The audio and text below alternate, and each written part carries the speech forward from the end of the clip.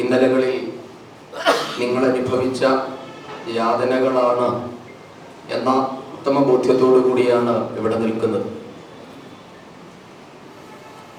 ഞങ്ങളുടെയൊക്കെ തലമുറ അടിയന്തരാവസ്ഥ എന്ന് കേട്ടിട്ട് മാത്രമേ ഉള്ളൂ. സ്വാതന്ത്ര്യ സമരത്തെ പറ്റിയും നമ്മുടെ അറിവ് അങ്ങനെ തന്നെയാണ്. പക്ഷേ സ്വാതന്ത്ര്യ സമര സേനാനികളെ കണ്ടിട്ടില്ല എങ്കിലും രണ്ടാം സ്വാതന്ത്ര്യ സമരം നയിച്ച് ആ ഭാരതത്തെ ജനാധിപത്യത്തിൻ്റെ പൊൻപുലരിയിലേക്ക് കൈപിടിച്ച് നടത്തിയ നിരവധി ആൾക്കാരെ കാണാനും വൈക്കം ഗോവിന്ദൻ അടക്കമുള്ളവരുടെ അനുഭവങ്ങൾ കേൾക്കാനും അവരോടൊപ്പം പ്രവർത്തിക്കാനും ഒക്കെ സൗഭാഗ്യം കിട്ടിയിട്ടുണ്ട് എന്നത് വലിയ അനുഗ്രഹമായി കാണുകയാണ്. അവര് പറഞ്ഞു തന്ന നിരവധി കഥകളെന്ന് പറയുമ്പോൾ അടിസ്ഥാനമില്ലാത്തത് എന്നർത്ഥത്തിലല്ല. അവരുടെ അനുഭവങ്ങൾ, പിൽക്കാലത്ത് വായിച്ചറിഞ്ഞ ചരിത്ര സത്യങ്ങൾ ഒക്കെ മനസ്സിലാക്കുമ്പോൾ അടിയന്തരാവസ്ഥ എന്നത് ഒരു ഉൾക്കിടിലത്തോടുകൂടി മാത്രം ഓർക്കാൻ പറ്റുന്ന ഒരു ദുസ്വപ്നമാണ്. എങ്ങനെയായിരുന്നു ആ യാതനകളെന്ന് ഒരുപക്ഷെ സ്വാതന്ത്ര്യ സമര കാലഘട്ടത്തിൽ ബ്രിട്ടീഷ് പോലീസ് ചെയ്തതിനേക്കാൾ ക്രൂരത സ്വന്തം പോലീസിൽ നിന്ന് ഏറ്റുവാങ്ങേണ്ടി വന്നവരാണ് അടിയന്തരാവസ്ഥയുടെ പോരാളികൾ. ഞാൻ വരുന്നത് ആലപ്പുഴ ജില്ലയിൽ നിന്നാണ്. ആലപ്പുഴ ജില്ലയിലായിരുന്നു ഏറ്റവും കുപ്രസിദ്ധി ആർജിച്ച ഒരു ക്യാമ്പ് ഉണ്ടായിരുന്നു. കൗസ്തുഭം എന്ന് പറയുന്ന അന്നത്തെ പോലീസ് ക്യാമ്പിലാണ് വൈക്കം ഗോവിന്ദൻ അടക്കമുള്ളവർക്ക് അതിക്രൂരമായ മർദ്ദനം ഏറ്റുവാങ്ങേണ്ടി വന്നിട്ടുള്ളത്. അവിടെയാണ് ഇസ്പേഡ് ഗോപി എന്ന അന്ന് വെടിപ്പേരുണ്ടായിരുന്ന പോലീസ് ഇൻസ്പെക്ടർ, തച്ചടി പ്രഭാകരൻ എന്ന മനുഷ്യനാണോ എന്ന് നമുക്ക് തോന്നിപ്പോകുന്ന തരത്തിലുള്ള ക്രൂരതകൾക്ക് കൂട്ടുനിന്ന അന്നത്തെ DCC പ്രസിഡന്റ് അടക്കമുള്ളവർ ചെയ്ത ക്രൂരതകളെ പറ്റിയൊക്കെ പിന്നീട് ഗോവിന്ദൻ പറഞ്ഞത് സത്യത്തിലൊരു അമ്പരപ്പോടെ ഭയത്തോടു കൂടിയാണ് കേട്ടുകൊണ്ടിരുന്നത്. വൈക്കം ഗോപകുമാരനെ പോലീസ് മർദ്ദിക്കുമ്പോൾ അത് ടെലിഫോണിൽ കൂടി ആ നിലവിളി കേൾക്കണമെന്ന് ആജ്ഞാപിച്ച അന്നത്തെ DCC പ്രസിഡന്റിന്റെ കഥ അല്ലെങ്കിൽ ആ ഒരു സംഭവം ഒക്കെ പറയുമ്പോൾ ഇങ്ങനെയും മനുഷ്യന് ക്രൂരനാകാൻ പറ്റുമോ എന്ന് തോന്നിപ്പോയി. കാരണം രാഷ്ട്രീയമായ അഭിപ്രായ വ്യത്യാസത്തിന് അപ്പുറത്തേക്ക് യാതൊരു വിധമായ വിരോധവും ഇല്ലാത്ത രണ്ട് മനുഷ്യര്, അതിലൊരു മനുഷ്യനെ പോലീസ് നിസ്സഹായനായ മനുഷ്യനെ അതിക്രൂരമായി തല്ലിച്ചതയ്ക്കുമ്പോൾ ടെലിഫോണിന്റെ മറുതലയ്ക്കലിരുന്ന് ആ നിലവിളി കേൾക്കണമെങ്കിൽ എത്രമാത്രം മരവിച്ച മനസ്സായിരിക്കും അയാളുടേതെന്ന് എനിക്ക് ഞെട്ടലോടെ ഓർക്കാൻ പറ്റിയിട്ടുണ്ട്. ഇതുതന്നെയാണ് ശാസ്തമംഗലം ക്യാമ്പിന്റെ കാര്യവും. ശാസ്തമംഗലം ക്യാമ്പൊക്കെ വലിയ കുപ്രസിദ്ധി ആർജിച്ച ക്യാമ്പുകളാണ്. കക്കയത്ത് ഒക്കെ അറിയാം. കേരളം മുഴുവൻ അല്ലെങ്കിൽ ഇന്ത്യ മുഴുവൻ തടവറയാക്കി മാറ്റിയപ്പോൾ കേരളത്തിലെ ഏറ്റവും പ്രമുഖമായ കുപ്രസിദ്ധി ആർജിച്ച ക്യാമ്പുകളാണ് ഞാൻ ഈ പറഞ്ഞ ശാസ്തമംഗലവും കൗസ്തുഭവും കക്കയവും ഒക്കെ അടക്കമുള്ളത്. ഒരുപക്ഷെ കേരളത്തില് രാജനെയും വർക്കല വിജയനെയും പോലെയുള്ളവരെ മാത്രം പറയുമ്പോൾ അവര് ഒരു കണക്കിന് ഏറ്റവും സൗഭാഗ്യം ചെയ്തവരാണെന്ന് പറയേണ്ടി വരും. കാരണം പോലീസ് മർദ്ദനത്തിൽ അവരുടെ ജീവൻ ഇല്ലാതെയായി. പക്ഷേ അന്ന് ജീവൻ നഷ്ടപ്പെടാത്തവരുടെ അവസ്ഥ അതാണ് ഏറ്റവും ദുഃഖകരം. നമ്മളൊക്കെ പലരെ പറ്റി പറയും ജീവിച്ചു മരിക്കുക എന്ന്. പക്ഷെ ഇവരെ പറ്റി പറയാന് മരിച്ചു മരിക്കുക എന്ന് പറയേണ്ടി വരും. ഇവരാരും ജീവിക്കുന്നില്ല. അവർക്ക് ജീവിതം എന്നുള്ളത് അന്ന് നഷ്ടമായതാണ്. എൻ്റെ ജീവിതത്തിൽ ഞാൻ കഴിഞ്ഞ 2016 നമ്മുടെ നിയമസഭാ തെരഞ്ഞെടുപ്പിൽ വട്ടിയൂർക്കാവില് അടിയന്തരാവസ്ഥ പീഡിതരുടെ ഒരു സംഗമം നടത്തിയിരുന്നു. അത് കാരണം അതിന് നിരവധി കാരണങ്ങൾ ഉണ്ടായിരുന്നു. ഒന്ന്, കേരളത്തിലെ ഏറ്റവും കുപ്രസിദ്ധി ആർജിച്ച ശാസ്തമംഗലം ക്യാമ്പ് നിലനിന്നത് വട്ടിയൂർക്കാവ് മണ്ഡലത്തിലാണ്. അന്ന് അവിടെ മത്സരിച്ച കോൺഗ്രസിന്റെ സ്ഥാനാർത്ഥി K. കരുണാകരന്റെ മകനായിരുന്നു. അതുകൊണ്ടൊക്കെ അടിയന്തരാവസ്ഥ പീഡിതരെ കൊണ്ടായിരുന്നു ഞങ്ങൾ തെരഞ്ഞെടുപ്പ് കൺവെൻഷൻ ഉദ്ഘാടനം ചെയ്യിപ്പിച്ചു. അന്ന് ഏകദേശം 10-35ഓളം ആൾക്കാർ വന്നിരുന്നു. ഓരോരുത്തരും പറയുന്ന അനുഭവങ്ങൾ, പിന്നെ കഥകളെന്ന് പറയുന്നതിന് ക്ഷമിക്കുക, അനുഭവങ്ങൾ കേൾക്കുമ്പോൾ സത്യത്തിൽ കരഞ്ഞുപോയി. അപ്പോഴാണ് നാം ഒന്നും ഈ സംഘടനാ പ്രവർത്തനം എന്ന് പറയുന്നത് എത്രമാത്രം ബാലിശമാണ് എന്ന് അപ്പോഴാണ് തോന്നിയത്. ജീവനും ജീവിതവും സംഘടനയ്ക്ക് വേണ്ടി കൊടുത്തുകൊണ്ട് അന്ന് പറയാറുണ്ടായിരുന്നു, അടിയന്തരാവസ്ഥ വിരുദ്ധ പോരാളി ആകണമെങ്കിൽ 2 രൂപ. എത്രയായിരുന്നു വില? എന്നിട്ട് അങ്ങോട്ട് കൊടുക്കേണ്ട പൈസ നിങ്ങൾക്ക് വോളണ്ടിയർ ആകാൻ എത്ര കൊടുക്കണമായിരുന്നു? അല്ല, പൈസ അങ്ങോട്ട് കൊടുക്കണമായിരുന്നല്ലോ സംഘത്തിന്. 2 രൂപ വോളണ്ടിയർ ആകാൻ. വോളണ്ടിയർ ആകാൻ പണം എത്രയാണ്? 1 രൂപ. 1 രൂപ. ഒരു മൂവാർജി എവിടെയുണ്ട്? അടിയന്തരാവസ്ഥ വോളണ്ടിയർ ആകണമെങ്കിൽ അന്ന് ലോക സംഘർഷ സമിതിക്ക് 1 രൂപ അങ്ങോട്ടേക്ക് കൊടുക്കണമായിരുന്നു. നമുക്ക് ചിന്തിക്കാൻ പറ്റുമോ? അന്നത്തെ കാലത്ത് 1 രൂപയാണ് കേട്ടോ. കാരണം ലോക സംഘർഷ സമിതിക്ക് അന്ന് പിരിവ് നടത്താൻ പറ്റില്ല. അന്ന് അത്തരത്തിലുള്ള പൊതുപ്രവർത്തനങ്ങളൊക്കെ നിരോധിച്ചിരിക്കുന്ന അവസ്ഥയായതുകൊണ്ട് 1 രൂപ ഈ വോളണ്ടിയർ ആകാൻ തയ്യാറായി വരുന്നവർ, വോളണ്ടിയർ ആവുക എന്ന് പറഞ്ഞാൽ എവിടെയെങ്കിലും സേവന പ്രവർത്തനത്തിന് പോകുന്നവരല്ല, പോലീസിന്റെ പിടിയിലേക്ക് പോയി ഒരിക്കലും ജീവിതത്തിലേക്ക് മടങ്ങി വരുമെന്ന് ഉറപ്പില്ലാത്ത ഒരു യാത്രയ്ക്ക് പോകുന്ന ആൾക്കാരാണ്. അവരോട് പറഞ്ഞിട്ട് തന്നെയാണ് നിരവധി സ്ക്രീനിങ് നടത്തിയിട്ടായിരുന്നു ഓരോ അടിയന്തരാവസ്ഥ വോളണ്ടിയറെയും തെരഞ്ഞെടുത്തത്. ഏതെങ്കിലുമൊക്കെയുള്ള വൈകാരികമായ ആവേശത്തിന്റെ പുറത്ത് വരുന്നവരാകരുത് അടിയന്തരാവസ്ഥക്കെതിരെ പോരാടേണ്ടതെന്ന് സംഘത്തിന് അല്ലെങ്കിൽ ലോക സംഘർഷ സമിതിക്ക് ഉറച്ച തീരുമാനം ഉണ്ടായിരുന്നു. അതുകൊണ്ട് വന്നവരെ 2-3 തവണ സ്ക്രീൻ ചെയ്ത് അവരോട് ഇതിന്റെ കാര്യ ഗൗരവങ്ങൾ പറഞ്ഞു മനസ്സിലാക്കി, ഒരുപക്ഷെ ഇനിയൊരു ജീവിതം നിങ്ങൾക്ക് ഉണ്ടാവില്ല എന്ന ഉറപ്പ്, അത്രയ്ക്ക് ആത്മധൈര്യമുള്ളവരെ മാത്രമായിരുന്നു ഈ സേനാനികളായി തെരഞ്ഞെടുത്തത്. അങ്ങനെ തെരഞ്ഞെടുക്കപ്പെടുന്നവര് 1 രൂപ അങ്ങോട്ടേക്ക് കൊടുക്കണമായിരുന്നു. കാരണം മരണത്തിന് ടിക്കറ്റ് എന്ന നിലയിലായിരുന്നു, മരണത്തിലേക്ക് പോകുന്ന മരണ വാറന്റിനുള്ള ടിക്കറ്റിന്റെ വിലയാണ് 1 രൂപ എന്ന അർത്ഥത്തില് 1 രൂപ അങ്ങോട്ടേക്ക് കൊടുത്ത് വോളണ്ടിയർമാരായവരായിരുന്നു അന്നത്തെ സേനാനികൾ. അങ്ങനെയൊക്കെ ഓർക്കുമ്പോ നമുക്ക് സത്യത്തിൽ ഇന്ന് നമ്മൾ അവരോട്, അല്ലെങ്കിൽ അവര് ഏത് ആദർശത്തിന് വേണ്ടി, എന്ത് ലക്ഷ്യത്തിന് വേണ്ടിയാണ് പ്രവർത്തിച്ചത്, അത് നമ്മൾ എത്രമാത്രം ഗൗരവത്തോടെ ഉൾക്കൊള്ളുന്നുണ്ടെന്ന് നാം ഓരോരുത്തരും ചിന്തിക്കണം. അതുകൊണ്ട് ഈ അടിയന്തരാവസ്ഥ സ്മരണ പുതുക്കൽ, ഓർമ്മ പുതുക്കൽ എന്നുള്ളത് തീർച്ചയായും നമ്മൾ നടത്തിയ ത്യാഗനിർഭരമായ പോരാട്ടങ്ങളെ പറ്റി പറഞ്ഞ് മേനി നടിക്കാൻ വേണ്ടിയല്ല. എനിക്കൊന്ന് അടിയന്തരാവസ്ഥയെ പറ്റി പറയുമ്പോ ഇന്നത്തെ തലമുറയ്ക്ക് പഴയ ഏതെങ്കിലും ഒരു പട്ടാള കഥകൾ കേൾക്കുന്നില്ലേ? പട്ടാളത്തിൽ നിന്ന് വിരമിച്ച് വരുന്നവരൊക്കെ ചില യുദ്ധക്കഥകൾ പറയുമ്പോ നമ്മളത് വെടിക്കഥകളാണ് എന്ന തരത്തിൽ കേൾക്കുന്ന ലാഘവത്തോടു കൂടിയല്ല അതിനെ കേൾക്കേണ്ടത്. മറിച്ച് എങ്ങനെയാണ് ഒരു സംഘടന ജനാധിപത്യത്തെ പുനഃസ്ഥാപിക്കാൻ വേണ്ടി, രാഷ്ട്രത്തെ തിരിച്ചു പിടിക്കുന്നതിന് വേണ്ടി നടത്തിയ ശ്രമങ്ങളെ എന്ന തരത്തിലാണ് നാം അതിനെ കാണേണ്ടത്. ഇന്ന് 50 വർഷമാവുകയാണ്. 50ാം വർഷമാണ്. 49 വർഷം പൂർത്തിയായിരിക്കുന്നു. ഈ 50ാം വർഷത്തിലേക്ക് കടക്കുമ്പോഴും നാം ഈ ഓർമ്മ പുതുക്കുന്നത് ഈ രാഷ്ട്രത്തെ പറ്റി, നമ്മുടെ പ്രസ്ഥാനത്തിന്, അല്ലെങ്കിൽ ജനാധിപത്യം എന്ന ലോകത്തിലെ ഏറ്റവും സുന്ദരമായ ഭരണക്രമത്തെ നിലനിർത്തുന്നതിന് RSSഉം അതിന്റെ പരിവാർ സംഘടനകളും എത്രമാത്രം വില കൊടുക്കുന്നുണ്ട്, നാം എത്രമാത്രം ജനാധിപത്യവാദികളായിരുന്നു, അല്ലെങ്കിൽ എത്രമാത്രം ജനാധിപത്യ സംരക്ഷകരാണ് എന്ന് പുതുതലമുറയോട് വിളിച്ചു പറയാനുള്ള ഒരു അവസരം കൂടിയായിട്ടാണ് നാം ഇതിനെ ഉപയോഗിക്കേണ്ടത്. അതുകൊണ്ട് നമ്മൾ ഇതിന്റെ ചരിത്രം കൃത്യമായി മനസ്സിലാക്കണം. ഒരുപക്ഷെ ചിലപ്പോ നമ്മെ നോക്കി ഫാസിസ്റ്റ് എന്ന് വിളിക്കുമ്പോ, കുറെ വിളി കേൾക്കുമ്പോൾ നമുക്ക് തന്നെ ഒരു കാരണമുണ്ട്, ഞാൻ ഫാസിസ്റ്റ് ആണോ, അല്ലേ, ഞാൻ ഫാസിസ്റ്റ് ആയാൽ എന്തെങ്കിലും കുഴപ്പമുണ്ടോ എന്ന തരത്തിലൊക്കെ ചിന്തിക്കാൻ ചിലപ്പോൾ നമുക്ക് പോലും തോന്നിപ്പോകും. അത്തരത്തിൽ എല്ലാ മണിക്കൂറിലും നമ്മൾ വിളി കേട്ടുകൊണ്ടിരിക്കുകയാണ് ഫാസിസ്റ്റ് എന്നുള്ളത്. അങ്ങനെ വിളിക്കുമ്പോൾ ആരായിരുന്നു ഫാസിസ്റ്റ്, എന്തായിരുന്നു ഫാസിസം? അല്ലെ, നാം പറയാറുണ്ട് ഈ കറുത്തവാവുള്ള ദിവസം അർദ്ധരാത്രിയില് കറുത്ത പൂച്ചയെ, ഇല്ലാത്ത കറുത്ത പൂച്ചയെ ഇരുട്ടിൽ തപ്പുക എന്ന ഒരു ശൈലിയുണ്ട്. അതുപോലെയാണ് നമുക്കെതിരെ ഫാസിസം എന്ന് ആരോപിക്കുന്നത്. അപ്പൊ യഥാർത്ഥ ഫാസിസം ഇന്ത്യയിൽ നടപ്പാക്കിയ ഒരേ ഒരു പ്രസ്ഥാനം അത് കോൺഗ്രസ് ആണ്. ഒരുപക്ഷെ കമ്മ്യൂണിസ്റ്റുകാരന് പോലും പറ്റിയിട്ടില്ല. കമ്മ്യൂണിസ്റ്റുകാരൻ സെൽഭരണം എന്ന നിലയിൽ 56-ല് ചില പരീക്ഷണങ്ങളൊക്കെ നടത്തി നോക്കി. പക്ഷെ അവരുടെ കയ്യിലുണ്ടായിരുന്ന ടെറിട്ടറി വളരെ ചെറുതായതുകൊണ്ടും അന്നത്തെ ഉന്നതമായ ജനാധിപത്യ മൂല്യമുള്ളവരായതുകൊണ്ടും കമ്മ്യൂണിസത്തെ പറ്റി ആഗോള തലത്തിൽ തന്നെ വലിയ എതിർ അഭിപ്രായം ഉള്ളത് കൊണ്ടുമാണ് വളരെ പെട്ടെന്ന് ജനാഭിപ്രായം സ്വരൂപിക്കാനും അന്നത്തെ സെൽഭരണത്തെ ചെറുത്തു തോൽപ്പിക്കാനും കേരളത്തിൽ സാധിച്ചത്.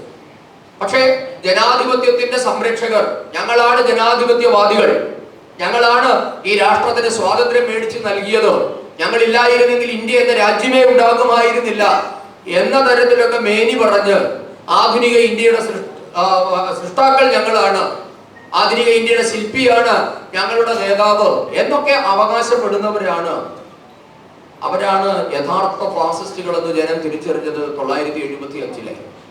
അതിനു മുൻപ് തന്നെ ചരിത്രത്തിൽ നിരവധി ഉദാഹരണങ്ങൾ നമുക്ക് കാണാൻ സാധിക്കും. അപ്പൊ അടിയന്തരാവസ്ഥ എന്ന് കേൾക്കുമ്പോൾ നമ്മുടെ മുൻപിലേക്ക് ആദ്യം ഓടി വരുന്ന മുഖം ഇന്ദിരയുടേതാണ്. ഇന്ദിരയെ അത് പെൺ ഹിറ്റർ എന്നാണ് വിശേഷിപ്പിക്കപ്പെട്ടിരുന്നത്. അപ്പം ഇന്ദിരയ്ക്ക് മാത്രമായി ചാർത്തി കൊടുക്കേണ്ട പാപഭാരമാണോ അടിയന്തരാവസ്ഥ എന്ന് നാം ഓരോരുത്തരും ചിന്തിക്കണം. അപ്പൊ ഇന്ദിര എന്നുള്ളത് ഇന്ത്യൻ നാഷണൽ കോൺഗ്രസ് മുൻപോട്ടേക്ക് വെക്കുന്ന ആശയങ്ങളുടെ ഒരു പ്രചാരക, അല്ലെങ്കിൽ ആ ആശയങ്ങളുടെ ഒരു പ്രതീകം മാത്രമായിരുന്നു. അപ്പൊ അടിയന്തരാവസ്ഥ എന്ന് പറയുമ്പോൾ യഥാർത്ഥ പ്രതി അല്ലെങ്കിൽ ഒന്നാം പ്രതി എന്ന് പറയുന്നത് ഇന്ദിരയാണ് എന്ന് നാം പറയുമ്പോഴും അതിന്റെ പിന്നിലുള്ള യാഥാർത്ഥ്യം അല്ലെങ്കിൽ യഥാർത്ഥ പ്രതി എന്നുള്ളത് ഇന്ത്യൻ നാഷണൽ കോൺഗ്രസ് എന്ന് പറയുന്ന ആശയമാണ്, അതിനെ നയിക്കുന്ന ആ ഒരു കുടുംബമാണ്. ഇത് നാം തിരിച്ചറിയണം. അതുകൊണ്ടാണ് ഭാരതീയ ജനതാ പാർട്ടി 2014 കോൺഗ്രസ് മുക്ത ഭാരതം എന്ന സങ്കല്പം മുൻപോട്ടേക്ക് വെച്ചത്. ഈ കോൺഗ്രസ് മുക്ത ഭാരതം എന്ന് കേൾക്കുമ്പോൾ ഈ രാജ്യത്തെ കോൺഗ്രസ്സുകാരെ എല്ലാം അടിച്ചില്ലാതെയാക്കി അവരെ മുഴുവൻ ഉന്മൂലനം ചെയ്തിട്ട് BJP മാത്രമുള്ള ഒരു സംവിധാനം എന്ന അർത്ഥത്തിലല്ല നാം കോൺഗ്രസ് മുക്ത ഭാരതം എന്ന സങ്കല്പം മുൻപോട്ടേക്ക് വെക്കുന്നത്.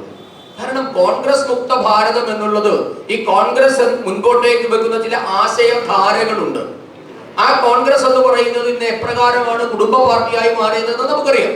അപ്പൊ ആ കുടുംബ പാർട്ടി നടപ്പാക്കിക്കൊണ്ടിരിക്കുന്ന അല്ലെങ്കിൽ അവർ ആഗ്രഹിക്കുന്ന തരത്തിലേക്ക് ഇന്ത്യയെ കൊണ്ടുപോകാൻ ശ്രമിക്കുമ്പോൾ അതിനെ ചെറുത്തു തോൽപ്പിക്കുക എന്നതാണ് നാം ഓരോരുത്തരുടെയും കടമ. അപ്പൊ അതിനെ ചെറുത്തു തോൽപ്പിക്കലാണ് കോൺഗ്രസ് മുക്ത ഭാരതം എന്ന സങ്കല്പത്തിലൂടെ BJP മുൻപോട്ടേക്ക് വെക്കുന്നത്. കാരണം ഇന്ത്യൻ നാഷണൽ കോൺഗ്രസിന്റെ ചരിത്രം 1885 നിങ്ങൾക്ക് എല്ലാവർക്കും അറിയാം. 1885 അലൻ ഒക്ടോവിയോ ഹ്യൂം എന്ന ബ്രിട്ടീഷ് സിവിൽ ഓഫീസർ, അദ്ദേഹമാണ് ഈ ഇന്ത്യൻ നാഷണൽ കോൺഗ്രസ് എന്ന് പറയുന്ന പ്രസ്ഥാനം തന്നെ തുടങ്ങിയത്. അപ്പൊ അത് എന്തിനു വേണ്ടിയായിരുന്നു തുടങ്ങിയത്? അലൻ ഒക്ടോവിയോ ഹ്യൂം കോൺഗ്രസ് തുടങ്ങിയത് തന്നെ ഭാരതത്തിന് സ്വാതന്ത്ര്യം നേടിത്തരിക എന്ന ഉദ്ദേശത്തോടു കൂടിയോ ആ ഒരു ലക്ഷ്യത്തോടു കൂടിയോ ആയിരുന്നില്ല. മറിച്ച് ബ്രിട്ടന്റെ ഇന്ത്യയിലെ ഭരണം തുടർന്നു കൊണ്ടുപോകുന്നതിന് ആവശ്യമായ ഒരു സേഫ്റ്റി വാൾ, അതായത് നമുക്കറിയാം, നമ്മളെല്ലാവരും ആ വാക്ക് കേട്ടിട്ടുണ്ട്. അന്ന് ഇന്ത്യ മഹാരാജ്യത്ത് ഉണ്ടായിക്കൊണ്ടിരിക്കുന്ന ഒരു അസ്വസ്ഥത, ബ്രിട്ടീഷ് ഭരണകൂടത്തിനെതിരെ ഇന്ത്യ എമ്പാടും പുകഞ്ഞുകൊണ്ടിരിക്കുന്ന ഒരു അസ്വസ്ഥതയുണ്ട്. ഈ അസ്വസ്ഥതയ്ക്ക് ഇന്ത്യക്കാരുടെ ഇടയിൽ തന്നെ ഒരു ഐക്യരൂപം ഉണ്ടായാൽ അത് ബ്രിട്ടൻ എന്ന സാമ്രാജ്യ ശക്തിക്ക് അപകടകരമാണ് എന്ന് തിരിച്ചറിഞ്ഞുകൊണ്ട് തന്നെ ബ്രിട്ടൻ തന്നെ സ്പോൺസർ ചെയ്യുന്ന ഒരു സംഘടന അതായിരുന്നു 1885 രൂപീകൃതമായ ഇന്ത്യൻ നാഷണൽ കോൺഗ്രസ്. നിങ്ങൾ കോൺഗ്രസിന്റെ ചരിത്രം പരിശോധിച്ചാൽ അറിയാം, ഇന്ത്യൻ നാഷണൽ കോൺഗ്രസിന്റെ ആദ്യകാല പ്രസിഡന്റുമാർ പലരും ബ്രിട്ടീഷുകാർ തന്നെയായിരുന്നു. പിന്നീടാണ് ദാദാഭായ് നവറോജിയെ പോലെയുള്ളവരൊക്കെ വരുന്നു.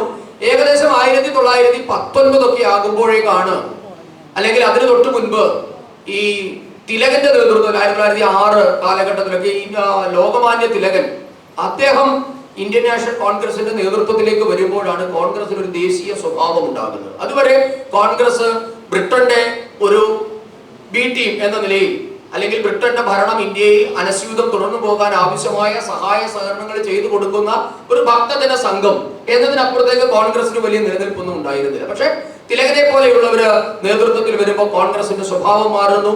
തിലകൻ സ്വരാജ്യം എന്റെ ജന്മാവകാശമാണ് എന്ന പ്രഖ്യാപനത്തിലൂടെയാണ് ഇന്ത്യൻ ദേശീയ രംഗത്ത് വലിയ നേതാവായി ഉയരുന്നത്. പക്ഷേ അവിടെ തന്നെ ബ്രിട്ടീഷുകാർ അപകടം നടന്നതിന് ശേഷമാണ് മറ്റു പലരും കോൺഗ്രസിനകത്തേക്ക് കടന്നു വരുന്നു. അതിൽ ഏറ്റവും പ്രധാനപ്പെട്ട ഒരു പേര് പറയേണ്ടത് ആദ്യ പ്രധാനമന്ത്രിയായിരുന്ന ജവഹർലാൽ നെഹ്റുവും അദ്ദേഹത്തിന്റെ അച്ഛനെ പറ്റിയുമാണ്, മോത്തിലാൽ നെഹ്റു. മോത്തിലാൽ നെഹ്റു എന്ന ഇന്ത്യയിലെ അറിയപ്പെടുന്ന ധനാഢ്യനായി. അപ്പൊ മോത്തിലാൽ നെഹ്റുവാണ് അന്ന് ഇന്ത്യൻ നാഷണൽ കോൺഗ്രസിന്റെ സ്പോൺസർഷിപ്പ് ഏറ്റെടുത്തു. നിങ്ങളൊന്നും കേട്ടിട്ടുണ്ടാകും അല്ലെ, എന്താണ് പേയ്മെന്റ് സീറ്റ് എന്ന തരത്തില് മോത്തിലാൽ നെഹ്റു ഇന്ത്യൻ നാഷണൽ കോൺഗ്രസിന്റെ അധ്യക്ഷനായി 19 അതിനുശേഷം വീണ്ടും 1928 അദ്ദേഹം വീണ്ടും അധ്യക്ഷനാകുമ്പോൾ അപ്പോഴേക്കും മകനെ അദ്ദേഹം പരിശീലിപ്പിച്ച് ഗാന്ധിയുടെ ശിഷ്യത്വം കൊടുപ്പിച്ച് അദ്ദേഹത്തെ ദേശീയ ധാരയിലേക്ക് കൊണ്ടുവരികയാണ്. ആ സമയത്ത് സത്യത്തിൽ ഇന്ത്യയുടെ ദേശീയ നേതാവ് എന്ന പദവിക്ക് അർഹൻ സർദാർ വല്ലഭായ് പട്ടേലായിരുന്നു. എല്ലാ അർത്ഥത്തിലും അദ്ദേഹം നെഹ്റുവിനേക്കാൾ സീനിയറായിരുന്നു കോൺഗ്രസിൽ. അദ്ദേഹത്തിന്റെ പാണ്ഡിത്യം കൊണ്ട്, സംഘാടക മികവ് കൊണ്ട്, ആ സർവ്വ സ്വീകാര്യത കൊണ്ട്, അദ്ദേഹത്തിന്റെ ഉന്നതമായ ദേശസ്നേഹം കൊണ്ടൊക്കെ സർദാർ വല്ലഭായ് പട്ടേലായിരുന്നു അന്ന് ഇന്ത്യയിലെ ഏറ്റവും വലിയ നേതാവ്. പക്ഷെ അദ്ദേഹത്തെ അട്ടിമറിച്ചുകൊണ്ട് നെഹ്റുവിനെ കോൺഗ്രസ് അധ്യക്ഷനാക്കുന്ന ഇടം മുതലാണ് ഒരുപക്ഷെ കോൺഗ്രസ് വീണ്ടും ബ്രിട്ടന്റെ ഇംഗിതത്തിനനുസരിച്ച് ചലിക്കുന്ന ഒരു സംഘടനയായി മാറിയത്. പക്ഷെ അപ്പോഴേക്കും നെഹ്റുവിന് പോലും കൈകാര്യം ചെയ്യാൻ പറ്റാത്ത രീതിയിൽ കോൺഗ്രസിൽ ദേശീയവാദികൾ ധാരാളം വരുന്നു. പക്ഷേ അപ്പോഴും നിങ്ങൾ മനസ്സിലാക്കേണ്ട ഒരു കാര്യമുണ്ട്. നെഹ്റുവിന്റെയും അദ്ദേഹത്തിന്റെ രാഷ്ട്രീയ ഗുരുവെന്ന് അദ്ദേഹം വിശേഷിപ്പിക്കുന്ന ഗാന്ധിയുടെയും ഇംഗിതത്തിന് അനുസരിച്ച് പ്രവർത്തിക്കാത്ത ആർക്കും കോൺഗ്രസിൽ തുടർന്നു പോകാനാകാത്ത ഒരു അവസ്ഥ അന്ന് കോൺഗ്രസിൽ ഉണ്ടായിരുന്നു. ഇന്ന് നിങ്ങൾ നോക്കൂ, നമ്മൾ ഈ സംസാരിക്കുന്ന 2024 അവസ്ഥ എന്താ? അല്ലെ, സോണിയ പരിവാറിന്, നെഹ്റു പരിവാറിന് ഇഷ്ടമില്ലാത്ത ആർക്കും ആ പാർട്ടിയിൽ തുടരാൻ പറ്റില്ല. ഇന്നും അത് തന്നെയാണ് അവസ്ഥ. അല്ലെ, നിങ്ങൾ നോക്കിയാൽ മനസ്സിലാവും. ഇത് അതുകൊണ്ട് ഞാൻ ഇത് എക്സാജറേറ്റഡ് ആയിട്ട് പറയുന്ന കാര്യങ്ങളൊന്നുമല്ല. ആധുനിക സംഭവ വികാസങ്ങളെയും ചരിത്രവും തമ്മിൽ നിങ്ങൾ പരിശോധിക്കുമ്പോൾ ഇതൊരു കണ്ടിന്യൂറ്റിയാണ്. ഇത് അനസ്യൂതം തുടരുന്ന ഒരു വലിയ അജണ്ടയുടെ ഭാഗമാണ് എന്ന് നമുക്ക് മനസ്സിലാക്കാൻ സാധിക്കും. ഇന്നും എങ്ങനെയാണ് രാഹുലിനെ എതിർത്തുകൊണ്ട്, പ്രിയങ്കയെ എതിർത്തുകൊണ്ട്, സോണിയെ എതിർത്തുകൊണ്ട് ആർക്കെങ്കിലും ആ പാർട്ടിയിൽ തുടരാൻ പറ്റുമോ? ആത്മാഭിമാനമുള്ള മുഴുവൻ കോൺഗ്രസ്സുകാരും കോൺഗ്രസ് വിട്ട് പുറത്തു വന്നില്ലേ? ഇന്ന് അവിടെയുള്ളത് ആരാണ്? കുറെ ഭക്തജന സംഘങ്ങൾ, അല്ലെ, സോണിയുടെയും രാഹുലിന്റെയും അവദാനങ്ങൾ വാഴ്ത്തിക്കൊണ്ട് പ്രിയങ്കയുടെ മൂക്കിന്റെ അളവ്, മുടിയുടെ നീളം, അല്ലെ, മുടിയുടെ ചുരുളിന് എത്ര സ്പ്രിംഗ് ഉണ്ട്, ഇതൊക്കെ അളന്ന് ഇന്ദിരയുമായി താരതമ്യം ചെയ്തുകൊണ്ട് നടക്കുന്ന ഭക്തജന സംഘങ്ങൾക്ക് മാത്രം തുടരാൻ പറ്റുന്ന പാർട്ടിയായി ഇന്ന് കോൺഗ്രസ് മാറി. ഇത് തന്നെയായിരുന്നു അന്നത്തെയും അവസ്ഥ. നെഹ്റുവിനെ എതിർത്തുകൊണ്ട്, അല്ലെങ്കിൽ നെഹ്റുവും അവർ പറയുന്ന ചിന്താധാരയെയും അനുകൂലിക്കാത്ത ഒരാൾക്കും കോൺഗ്രസിൽ തുടരാനുള്ള സാഹചര്യം ഉണ്ടായില്ല. എന്തായിരുന്നു സുഭാഷ് ബോസിന്റെ അവസ്ഥ? അറിയാം അല്ലെ, 1936 ബോസ് കോൺഗ്രസിന്റെ അധ്യക്ഷനായി വരുന്നത്. അന്ന് ഗാന്ധിയുടെയും നെഹ്റുവിന്റെയും സംയുക്ത സ്ഥാനാർത്ഥിയായിരുന്ന പട്ടാഭി സീതാരാമയ്യ എന്ന് പറയുന്ന ആളെ തോൽപ്പിച്ചുകൊണ്ടാണ് ആ ബോസ് ഇന്ത്യൻ നാഷണൽ കോൺഗ്രസിന്റെ അധ്യക്ഷനായി തെരഞ്ഞെടുക്കപ്പെട്ടത്. അന്ന് എന്തായിരുന്നു ഗാന്ധിയുടെ അഭിപ്രായം? അതൊക്കെ കൗതുകമാണ് മനസ്സിലാക്കേണ്ടത്. വലിയ ജനാധിപത്യം പറയുന്ന ഗാന്ധി അന്ന് പറഞ്ഞത് ഇതെന്റെ വ്യക്തിപരമായ തോൽവിയാണെന്നാണ് പറഞ്ഞത്. കാര്യം ബോസിനെ തെരഞ്ഞെടുത്തതിനെ ഞാൻ അംഗീകരിക്കുന്നില്ല. ജനാധിപത്യപരമായ രീതിയിൽ കോൺഗ്രസിന്റെ അധ്യക്ഷ സ്ഥാനത്തേക്ക് ബോസ് കടന്നു വന്നതിനെ അംഗീകരിക്കുന്നില്ല. പട്ടാഭി സീതാരാമയ്യ എന്ന എന്റെ സ്ഥാനാർത്ഥി പരാജയപ്പെട്ടത് വ്യക്തിപരമായ എന്റെ പരാജയമായതുകൊണ്ട് ഞാനിത് അംഗീകരിക്കില്ല എന്ന് പരസ്യമായി പ്രഖ്യാപിച്ചാണ് ഗാന്ധി. പക്ഷേ നിങ്ങൾക്കറിയാം, ഗാന്ധിയോട് ബോസിനുണ്ടായിരുന്ന ആരാധന. ഒരുപക്ഷെ ഗാന്ധിയെ മഹാത്മാ എന്ന് രവീന്ദ്രനാഥ് ടാഗോർ വിളിക്കുമ്പോൾ ബോസ് അടക്കമുള്ളവരാണ് അതിന് ഏറ്റവും പ്രചാരം കൊടുത്തത്. അപ്പൊ ഗാന്ധി വലിയ മനുഷ്യൻ തന്നെയായിരുന്നു. അപ്പൊ അദ്ദേഹത്തിനോടുള്ള ആരാധന കൊണ്ടും അദ്ദേഹത്തിന് അന്ന് ഇന്ത്യൻ സമൂഹത്തിലുണ്ടായിരുന്ന സ്വാധീനം കൊണ്ടുമാണ് ബോസ് പിൽക്കാലത്ത് കോൺഗ്രസിനോട് ഇടഞ്ഞ് ഫോർവേഡ് ബ്ലോക്ക് എന്ന് പറഞ്ഞ പാർട്ടി ഉണ്ടാക്കി അദ്ദേഹം ഇന്ത്യയിൽ നിന്ന് രക്ഷപ്പെട്ടു പോവുകയായി. പിൽക്കാലത്ത് എങ്ങനെയാണ് ബോസിനോട് ഇന്ത്യ മഹാരാജ്യം പെരുമാറിയത്? ഇന്ത്യ മഹാരാജ്യം എന്ന് പറയുമ്പോൾ നിങ്ങൾ അതിനെ നെഹ്റു കുടുംബം എന്ന് വായിക്കണമെന്ന് ഞാൻ അഭ്യർത്ഥിക്കുന്നു. നെഹ്റു എങ്ങനെയാണ് പെരുമാറിയത്? അല്ലെ, ഇന്ന് ബോസിന് എന്ത് സംഭവിക്കുന്നത് ഈ ആർക്കെങ്കിലും അറിയുമോ? നമ്മുടെ നരേന്ദ്രമോദി വന്നതിന് ശേഷമാണ് ചില രേഖകളൊക്കെ ഡീക്ലാസിഫൈ ചെയ്ത് പല വിവരങ്ങളും പുറത്തു വന്നിട്ടുണ്ട്. റംഗൂണിലെ ക്ഷേത്രത്തിലുള്ളത് ബോസിന്റെ ചിതാഭസ്മം അല്ല എന്ന തരത്തിൽ വിശ്വസിക്കുന്ന ആൾക്കാർ ധാരാളമായി ഉണ്ട്. അല്ലെ, ഗുജ്ഞാനി ബാബ എന്ന പേരിൽ ഉത്തർപ്രദേശിൽ ജീവിച്ചിരുന്ന സന്യാസി ബോസാണ്. അദ്ദേഹത്തിന്റെ കയ്യക്ഷരത്തിന് ബോസിനോട് സാമ്യമുണ്ട്. അദ്ദേഹത്തിന്റെ ശബ്ദത്തിന് ഒക്കെ പലവിധമായ കോൺസ്പിറസി തിയറികളാണെങ്കിൽ പോലും ധാരാളം പുറത്തു വരികയും ബോസ് ദുരൂഹ സാഹചര്യത്തിൽ മരിച്ചിട്ടില്ല എന്ന ഒരു കഥയും ഉണ്ടായി. പക്ഷെ എന്തുകൊണ്ട് ബോസിന് മരിച്ചാലും മരിച്ചില്ലെങ്കിലും അതിന്റെ ദുരൂഹത നീക്കാൻ അന്നത്തെ ഗവൺമെന്റ് തയ്യാറായില്ല എന്നത് ഇന്നും നമുക്ക് മനസ്സിലാകാത്ത ഒരു പ്രകേളികയാണ്. എന്തായിരുന്നു ബോസിനോട് അവരുടെ വിരോധം? മനസ്സിലാക്കണം. പിന്നീടാണ് 1946 ലോകമഹായുദ്ധം തീർന്നതിന് ശേഷം INA ഭടന്മാരെ വിസ്തരിച്ച ഒരു സംഭവമൊക്കെ ഉണ്ട്.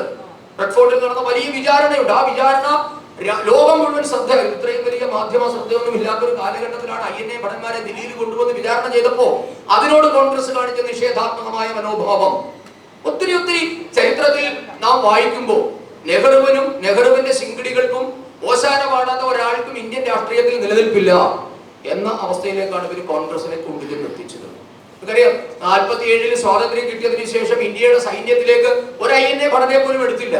സുശക്തമായ സൈന്യം സുഭാഷ് ബോസിന്റെ കീഴിൽ ഉണ്ടായിരുന്നു ഇന്ത്യക്ക് അന്ന്. പക്ഷെ അവരെ ആരെയും ഇന്ത്യൻ സൈന്യത്തിന്റെ കൂടെ കൂട്ടാൻ അന്ന് തയ്യാറായില്ല. അവിടെ ഉണ്ടായിരുന്ന വലിയ വലിയ ഓഫീസർമാരുണ്ടായിരുന്നു, വലിയ റെജിമെന്റുകളൊക്കെ ഉണ്ട്. ഞാൻ കഥകളൊന്നും പറയുന്നില്ല. പക്ഷെ അവരെയൊക്കെ അകറ്റി നിർത്തിയിട്ട് ഇത് തങ്ങളുടെ കുടുംബകാര്യമാണ് എന്ന തരത്തിലേക്ക് ഇന്ത്യയെ കൊണ്ടുചെന്നെത്തിച്ചത് നെഹ്റുവും അദ്ദേഹത്തിന്റെ പരിവാരങ്ങളുമായി. ഒത്തിരി സംഭവങ്ങൾ. മുഹമ്മദ് അലി ജിന്നയെ പറ്റി പറയുമ്പോൾ ഒരുപക്ഷെ ജിന്ന ഒരു പ്രാക്ടീസിങ് മുസ്ലിം ഒന്നും ആയിരുന്നില്ല, നിങ്ങൾക്ക് എല്ലാവർക്കും അറിയാം അല്ലെ. മുഹമ്മദ് അലി ജിന്നയെ പറ്റി പറഞ്ഞാൽ സ്കോച്ച് വിസ്കി കഴിക്കുന്ന, പന്നിമാംസം കഴിക്കുന്ന, 5 നേരം നിസ്കരിക്കാത്ത, ഖുറാൻ വായിക്കാത്ത, ചുരുട്ടു വലിക്കുന്ന വലിയൊരു പരിഷ്കാരിയായിരുന്നു ജിന്ന. ജിന്ന വലിയ ദേശീയവാദിയായ മനുഷ്യനായിരുന്നു. ജിന്ന അത് ദുരാഷ്ട്രവാദം ഉന്നയിക്കുന്നതിനൊക്കെ മുൻപുള്ള ജിന്നയുടെ ഒരു ജീവിതമുണ്ട്. എങ്ങനെയാണ് ജിന്ന ദുരാഷ്ട്രവാദത്തിലേക്ക് വന്നത് എന്നതിനെ സംബന്ധിച്ച് പോലും നാം പരിശോധിക്കേണ്ടതാണ്. ജിന്നയെ ദുരാഷ്ട്രവാദത്തിലേക്ക് നിർബന്ധിപ്പിക്കപ്പെടുകയായിരുന്നു. കാരണം എന്താ, അന്ന് മറ്റുള്ള ആർക്കും സ്പേസ് ഇല്ല. സ്പേസ് കൊടുക്കാത്ത തരത്തിലേക്ക് 1906 ലീഗ് രൂപീകരിച്ചതിന് ശേഷം പോലും കോൺഗ്രസുമായി സഹകരിപ്പിക്കാൻ നെഹ്റു തയ്യാറാകാത്തതും ഗാന്ധി ഒത്തിരി സംഭവങ്ങളുണ്ട്. അപ്പൊ ജിന്നയെ പോലും കടുത്ത വർഗീയതയിലേക്ക് തള്ളിവിടുന്നതിന് നെഹ്റുവിന്റെ കടുംപിടുത്തം, അതായത് നെഹ്റുവിന് അധികാരം എന്നുള്ളത് വലിയ ലഹരിയായിരുന്നു. അപ്പൊ അത് നിലനിർത്തുന്നതിന് ആവശ്യമായി തനിക്കെതിരെ ഉയർന്നു വരാൻ പറ്റുന്ന എല്ലാ തലകളെയും അരിഞ്ഞു വീഴ്ത്തിക്കൊണ്ടാണ് നെഹ്റു തന്റെ പൊതുജീവിതം തുടർന്നു വന്നത്. ഇത് ഇന്ത്യയുടെ സ്വാതന്ത്ര്യത്തിന് മുൻപും ഇത് തന്നെയാണ്, സ്വാതന്ത്ര്യത്തിന് ശേഷവും ഇത് തന്നെയാണ്. 1946 ആകുമ്പോഴേക്കും നിങ്ങൾക്ക് 2ാം ലോക മഹായുദ്ധം അവസാനിക്കുന്നു. ബ്രിട്ടൻ ഇന്ത്യ വിട്ടുപോകുമെന്ന് യഥാർത്ഥ തത്വത്തിൽ തീരുമാനമാകും. ആ സമയമാകുമ്പോഴേക്കും ബ്രിട്ടൻ ഇന്ത്യയിൽ തെരഞ്ഞെടുപ്പ് നടത്തി. തെരഞ്ഞെടുപ്പ് പ്രവിശ്യകളിലുള്ള തെരഞ്ഞെടുപ്പുകളായിരുന്നു. അങ്ങനെ ഇടക്കാല സർക്കാർ ഉണ്ടാകുന്നു. ആ സർക്കാരിന്റെ പ്രധാനമന്ത്രിയായി നെഹ്റുവാണ് അവരോധിക്കപ്പെടുന്നത്. എങ്ങനെയാണ് അവിടേക്ക് നെഹ്റു വന്നത്? അതിലും വലിയൊരു അട്ടിമറിയുടെ കഥയുണ്ട്. അത് 1946 AICC തെരഞ്ഞെടുപ്പ് നടത്തി. അന്നത്തെ കീഴ്വഴക്കം അനുസരിച്ച് AICCയുടെ പ്രസിഡന്റാണ് ഇന്ത്യയുടെ പ്രധാനമന്ത്രി ആവുക എന്നത് എല്ലാവർക്കും അറിയാം. അപ്പൊ അന്ന് AICC പ്രസിഡന്റ് ആകാനുള്ള റഫറൻഡം എന്ന തരത്തില് ഇന്ത്യയിൽ ഒരു വോട്ടെടുപ്പ് നടത്തി. അന്ന് 15 PCCകളാണ് ഉള്ളത്, പ്രദേശ് കോൺഗ്രസ് കമ്മിറ്റികൾ. 15ൽ 12 PCCകൾ വോട്ട് ചെയ്തത്, ഏകകണ്ഠമായ വോട്ട് കൊടുത്തത് സർദാർ പട്ടേലിനായി. 15ൽ 12 വോട്ട് പട്ടേലിന് കിട്ടിയപ്പോൾ 3 വോട്ട് നെഹ്റുവിന് കിട്ടിയില്ല. ആ 3 പേരെ ആർക്ക് വോട്ട് ചെയ്തില്ല, അവര് ആരുടെയും പേര് നിർദ്ദേശിച്ചില്ല. അപ്പൊ നെഹ്റുവിന് 0, പട്ടേലിന് 12, ഇപ്പോഴത്തെ ഭാഷയിൽ പറഞ്ഞ നോട്ടയ്ക്ക് 3. ഇതായിരുന്നു അന്നത്തെ വോട്ടിംഗ് നില. പക്ഷെ നോക്കൂ, ആരാണ് AICCയുടെ പ്രസിഡന്റായിട്ട് വന്നത്? പട്ടേലിനെ അട്ടിമറിച്ചുകൊണ്ട് നെഹ്റു ആ സ്ഥാനം കൈയടക്കുകയാണ്. അപ്പൊ ഇതിൽ ഞാൻ ഇത്രയും ചരിത്രം പറയുന്നത്, ഈ അടിയന്തരാവസ്ഥ എന്നുള്ളത് യാദൃശ്ചികമായി നമ്മൾ അടിയന്തരാവസ്ഥയുടെ കാരണം പറയുമ്പോൾ അന്ന് ബീഹാറിലും ഗുജറാത്തിലും ഉണ്ടായിരുന്ന വിദ്യാർത്ഥി പ്രക്ഷോഭം, അല്ലെങ്കിൽ രാജ്നാരായണൻ കൊടുത്ത കേസിൽ ഇന്ദിര തോറ്റുപോയി, നമ്മുടെ കൊച്ചിക്കാരൻ കൃഷ്ണയ്യരുടേതാണ് വിധി അല്ലെ. മലയാളിക്ക് അതിനകത്ത് വലിയൊരു പങ്കുണ്ട് സത്യത്തിൽ, അറിയില്ലേ കഥ അല്ലെ. ഇന്ദിരയുടെ അപ്പീൽ പരിഗണിച്ചത് ജസ്റ്റിസ് VR കൃഷ്ണയ്യരുടെ ബെഞ്ചായിരുന്നു. അത് കൃഷ്ണയ്യരാണ് പറഞ്ഞത് ഇന്ദിരയ്ക്ക് പ്രധാനമന്ത്രിയായി തുടരാം, പക്ഷേ MP എന്നുള്ള റൈറ്റ് ഉണ്ടായിരിക്കില്ല, അല്ല വോട്ടവകാശം ഉണ്ടായിരിക്കില്ല എന്നുള്ളൊരു വിധിയൊക്കെ ഉണ്ട് അവിടെ. അപ്പൊ ഈ അടിയന്തരാവസ്ഥ എന്നത് അങ്ങനെ യാദൃശ്ചികമായി രാജ്നാരായണൻ കൊടുത്ത കേസിൽ ഇന്ദിര തോറ്റത് കൊണ്ട്, അല്ലെ ബീഹാറിലും ഗുജറാത്തിലും ഉണ്ടായ വിദ്യാർത്ഥി പ്രക്ഷോഭം കൊണ്ട് പുറന്നിന് ഉണ്ടായതൊന്നുമല്ല. ഇത് ചിന്തിച്ചുറപ്പിച്ച ദീർഘകാലമായ ഒരു അജണ്ടയുടെ ഭാഗമായി പ്രഖ്യാപിക്കപ്പെട്ടതാണ്. ഇത് പറയാൻ നിങ്ങൾ ഇത്തരം ചരിത്ര സംഭവങ്ങൾ കൂടി ചേർത്ത് വായിക്കുമ്പോൾ നമുക്ക് ഇതിന്റെ ഒരു സീക്വൻസ് മനസ്സിലാക്കും. ഇതൊരു കേവല യാദൃച്ഛികതകളിൽ നിന്നുണ്ടായ ഒരു സംഭവമല്ല അടിയന്തരാവസ്ഥ എന്ന്. അങ്ങനെ 1946 പട്ടേലിനെ അട്ടിമറിച്ച് നെഹ്റു AICCയുടെ അധ്യക്ഷനായിട്ട് വരികയാണ്. അവിടെ നിന്നാണ് ഇടക്കാല പ്രധാനമന്ത്രിയാകുന്നത്. ക്യാബിനറ്റ് മിഷൻ ആ സമയത്ത് ഇന്ത്യയിലേക്ക് വരുന്നു. എന്തായിരിക്കണം അവിടെയും പറയുന്നുണ്ട് നെഹ്റുവിന്റെ കടുംപിടുത്തം. അന്ന് ക്യാബിനറ്റ് മിഷൻ സർ സ്റ്റാഫോർഡ് ക്രിപ്സിന്റെ നേതൃത്വത്തിൽ ഇന്ത്യയിലേക്ക് ക്യാബിനറ്റ് മിഷൻ വരികയാണ്. എന്തായിരിക്കണം ഇന്ത്യയുമായിട്ടുള്ള കരാർ? ബ്രിട്ടൻ വിട്ടുപോകുമ്പോൾ ഇന്ത്യയുടെ അവസ്ഥ എന്താകണം എന്നതിനെ പറ്റി ചർച്ച ചെയ്യാനാണ് വന്നത്. അന്ന് ലീഗുമായും കോൺഗ്രസുമായി ചർച്ച ചെയ്തു. അതേസമയത്താണ് CPI-യുമായി ഒക്കെ ചർച്ച ചെയ്ത് അവർ 16 വിഭജിക്കണം എന്നൊക്കെ പറഞ്ഞ കഥയുള്ളത്. പോട്ടെ. അപ്പൊ ഈ സ്റ്റാഫോർഡ് ക്രിപ്സ് ഇന്ത്യയിൽ വരുമ്പോ ആ ചർച്ച അലസി പോവുകയാണ് ഉണ്ടായത്. ആ ചർച്ചയിൽ അവര് പറയുന്നു ലീഗുകാർ വിഭജിക്കണമെന്ന്, വിഭജിക്കണ്ട എന്നൊക്കെയുള്ള വലിയ തർക്കം ഉണ്ടായപ്പോൾ അവസാനം അവർ തീരുമാനിച്ചു, ഞങ്ങൾ കോൺഗ്രസിനെ ഏൽപ്പിച്ചിട്ട് പോവുകയാണ് ഇന്ത്യ. ആ സിറ്റീസ് ഞങ്ങൾ വന്നപ്പോഴും അതേപോലെ ആകുകയാണ്, ഇന്ത്യക്കാർ തന്നെ തീരുമാനിക്കട്ടെ എന്ന് പറഞ്ഞ് ഏകദേശം ലീഗും കോൺഗ്രസും ആ ഒരു തിയറിയെ അല്ലെങ്കിൽ ആ ഒരു എന്താ പറയുക കരാറിനെ അംഗീകരിക്കുമ്പോൾ അവിടേക്കും നെഹ്റുവിന്റെ കടുംപിടുത്തമാണ്. AICC അധ്യക്ഷനായ ചുമതലയേറ്റതിനു ശേഷം നെഹ്റു നടത്തിയ വാർത്താ സമ്മേളനത്തിൽ അദ്ദേഹം ഏകപക്ഷീയമായി പ്രഖ്യാപിച്ചു, ഇന്ത്യയുടെ ഈ കരാർ ഞങ്ങൾക്ക് സ്വീകാര്യമല്ല, ഞങ്ങൾ സാഹചര്യത്തിനനുസരിച്ച് തീരുമാനമെടുക്കും എന്ന പ്രഖ്യാപനത്തോടുകൂടി ലീഗ് വീണ്ടും കടിപിടുത്തം അല്ലെങ്കിൽ അവരുടെ പിടുത്തം മുറുക്കുകയും അങ്ങനെ വിഭജനത്തിലേക്കൊക്കെ പോയെന്നും സംഭവമുണ്ട്. അപ്പൊ ഇതിനകത്ത് ജിന്നയ്ക്ക് എത്രമാത്രമാണോ ഇന്ത്യ പാക് വിഭജനത്തിൽ ഉത്തരവാദിത്വമുള്ളത് അതേപോലെ തന്നെ ജവഹർലാൽ നെഹ്റുവിനുമുണ്ട് എന്ന് മനസ്സിലാവും. അല്ലെ, ഗാന്ധി പറഞ്ഞു എന്നെ വിഭജിച്ചതിന് ശേഷമേ ഇന്ത്യയെ വിഭജിക്കാൻ അനുവദിക്കുകയുള്ളൂ എന്ന് പറഞ്ഞ ഗാന്ധിയെ പോലും അട്ടിമറിക്കാൻ നെഹ്റുവിന് സാധിച്ചത് അന്ന് അദ്ദേഹത്തിന്റെ ഈ ഒരു താല്പര്യം കൊണ്ടായിരുന്നു. ബ്രിട്ടീഷുകാരുമായി വലിയ അടുത്ത ബന്ധമായിരുന്നു നെഹ്റുവിനുണ്ടായിരുന്നത്. നെഹ്റുവിന്റെ ജയിൽവാസമൊക്കെ വളരെ കോമഡിയാണ് അല്ലെ. സവർക്കറെ പോലെയുള്ളവരെ മാപ്പപേക്ഷിച്ചു എന്നും ജയിലിൽ നിന്ന് വിടുതൽ നേടി എന്നൊക്കെ പറയുമ്പോ എങ്ങനെയായിരുന്നു നെഹ്റുവിന്റെ ജയിൽവാസം? നെഹ്റുവിന്റെ ജയിൽവാസത്തെ പറ്റിയൊക്കെ പറയുന്നുണ്ട്. മോത്തിലാൽ നെഹ്റു ജയിലിൽ കിടന്നതിനെ പറ്റി പറയുന്നുണ്ട്. മോത്തിലാൽ നെഹ്റു ജയിലിൽ കിടക്കുമ്പോ അന്നത്തെ UP കളക്ടർ വീട്ടിൽ നിന്ന് ഷാമ്പയിനും ഫുഡും കൊണ്ടു കൊടുക്കുമായിരുന്നു എന്നാണ് ജയിലിൽ കിടക്കുന്ന ആൾക്ക്. നോക്കൂ എത്രമാത്രം എങ്ങനെയായിരുന്നു ഇവർക്കുണ്ടായിരുന്ന നെക്സസ്. ഇവിടെയാണ് നാം മനസ്സിലാക്കേണ്ടത് ബ്രിട്ടീഷുകാരുമായി എങ്ങനെ ഇവര് രഹസ്യ ധാരണകൾ ഉണ്ടാക്കി ദേശീയമായ മുന്നേറ്റത്തെ മുഴുവൻ അട്ടിമറിച്ചു. എങ്ങനെയാണ് ജയിലിൽ കിടക്കുന്ന ആൾക്ക് ഷാമ്പയിനും ഫുഡ് കിട്ടുക? ഇത് തന്നെയാണ് നെഹ്റു ജയിലിൽ കിടക്കുമ്പോൾ. നെഹ്റു ജയിലിൽ കിടക്കുമ്പോൾ നിങ്ങൾക്കറിയാം ബൃഹത്തായ എത്ര പുസ്തകങ്ങളാണ് നെഹ്റു എഴുതി തള്ളിയത് അല്ലെ. ഇന്ത്യ കണ്ടത്തിൽ പോലെയുള്ള ഡിസ്കവറി ഓഫ് ഇന്ത്യ പോലെയുള്ള വലിയ ഗ്രന്ഥങ്ങൾ അദ്ദേഹം ജയിലിൽ കിടന്നാണ് എഴുതുന്നത്. അദ്ദേഹത്തിന്റെ സ്വതന്ത്രമായ ജയിലിൽ വലിയ കൊട്ടാരം പോലെയുള്ള വീട്ടിലാണ് അദ്ദേഹത്തെ ജയിലാക്കി താമസിപ്പിച്ചത്. അതിൽ പറയുന്നത് നെഹ്റുവിന്റെ ഇഷ്ടത്തിനനുസരിച്ചുള്ള കർട്ടൻ വരെ ഇട്ട് കൊടുത്തു എന്നാണ്. നീല കളറാണ് നെഹ്റുവിന് ഏറ്റവും ഇഷ്ടം. അപ്പൊ അതുകൊണ്ട് തന്നെ നെഹ്റുവിന്റെ മുറിയിലെ കർട്ടനുകളൊക്കെ നീലയാക്കി ബ്രിട്ടീഷുകാർ കൊടുത്ത സംഭവങ്ങളൊക്കെ ഉണ്ട്. വീട്ടിൽ നിന്നുള്ള ഭക്ഷണം കഴിക്കാം. നെഹ്റുവിന്റെ ഭാര്യയ്ക്ക് അസുഖം വന്നപ്പോ ചോദിക്കാതെ തന്നെ അപേക്ഷ കൊടുക്കാതെ തന്നെ നെഹ്റുവിന് പരോൾ അനുവദിക്കുന്നു. തുടങ്ങി നിരവധി നിരവധി നിരവധി ഇടപെടലുകൾ, ബാഹ്യമായ ഇടപെടലുകൾ ഉണ്ടായിട്ടുണ്ട്. നെഹ്റു തന്നെ എഴുതിയിട്ടുണ്ട് തന്റെ ജയിൽ ജീവിതത്തെ പറ്റി. ഞാൻ എന്താണ് ഐ ആം ഫോർച്ചുനേറ്റ് ഇനഫ് എന്നായിരുന്നു നെഹ്റു പറഞ്ഞത്. എനിക്ക് സൗഭാഗ്യമുണ്ടായിരുന്നു, നെഹ്റുവിന് യാതൊരു ബുദ്ധിമുട്ടുകളും അനുഭവിക്കേണ്ടതിന് അദ്ദേഹം തന്നെ പറയുന്ന സംഭവങ്ങളൊക്കെ ഉണ്ട്. അപ്പൊ ഞാൻ പറഞ്ഞു വന്നത് ഇങ്ങനെ ഈ ഒരു നൈരന്തര്യമാണ് ഇന്ദിരയിലേക്ക് എത്തുമ്പോഴും നാം കാണേണ്ടത്. ഇനി നെഹ്റു അധികാരത്തിൽ വന്നപ്പോഴത്തേക്ക് അവസ്ഥ എന്താ? നെഹ്റു അധികാരത്തിൽ വരുമ്പോ ഇന്ത്യയില് സോവിയറ്റ് യൂണിയന്റെ മാതൃക സ്വീകരിച്ച സംഭവങ്ങളൊക്കെ ഉണ്ട്. സ്റ്റാലിൻ, നെഹ്റുവിന്റെ വലിയ ആരാധനാപാത്രം സ്റ്റാലിൻ ആയിരുന്നു. ലോകത്തിലെ എല്ലാവരും കമ്മ്യൂണിസ്റ്റുകാർ പോലും തള്ളിക്കളഞ്ഞ നേതാവാണ് സ്റ്റാലിൻ. പക്ഷെ നെഹ്റു സ്റ്റാലിന്റെ വലിയ ആരാധകനാവുകയും സ്റ്റാലിൻ നടപ്പാക്കിയ പഞ്ചവത്സര പദ്ധതികൾ ഇന്ത്യയിലേക്ക് കൊണ്ടുവരികയും ഒക്കെ ചെയ്യുന്ന സംഭവങ്ങളൊക്കെ ഉണ്ട്. അങ്ങനെയാണ് ഇന്ത്യയിൽ പഞ്ചവത്സര പദ്ധതികൾ ഉണ്ടാകുന്നത്. അപ്പൊ അത്തരത്തില് വലിയ ഒരു സോവിയറ്റ് ഭക്തനായി വലിയൊരു എന്താ പറയുന്നത് അദ്ദേഹം വലിയൊരു ഇരട്ട വ്യക്തിത്വത്തിന് ഉടമയായിരുന്നു. ഒരു കർട്ടൻ അല്ലെങ്കിൽ ഒരു മുഖംമൂടി ധരിച്ച ആളായിരുന്നു എപ്പോഴും നെഹ്റു. പറച്ചിലൊന്ന് പ്രവൃത്തി വേറെ ഒന്നതായിരുന്നു.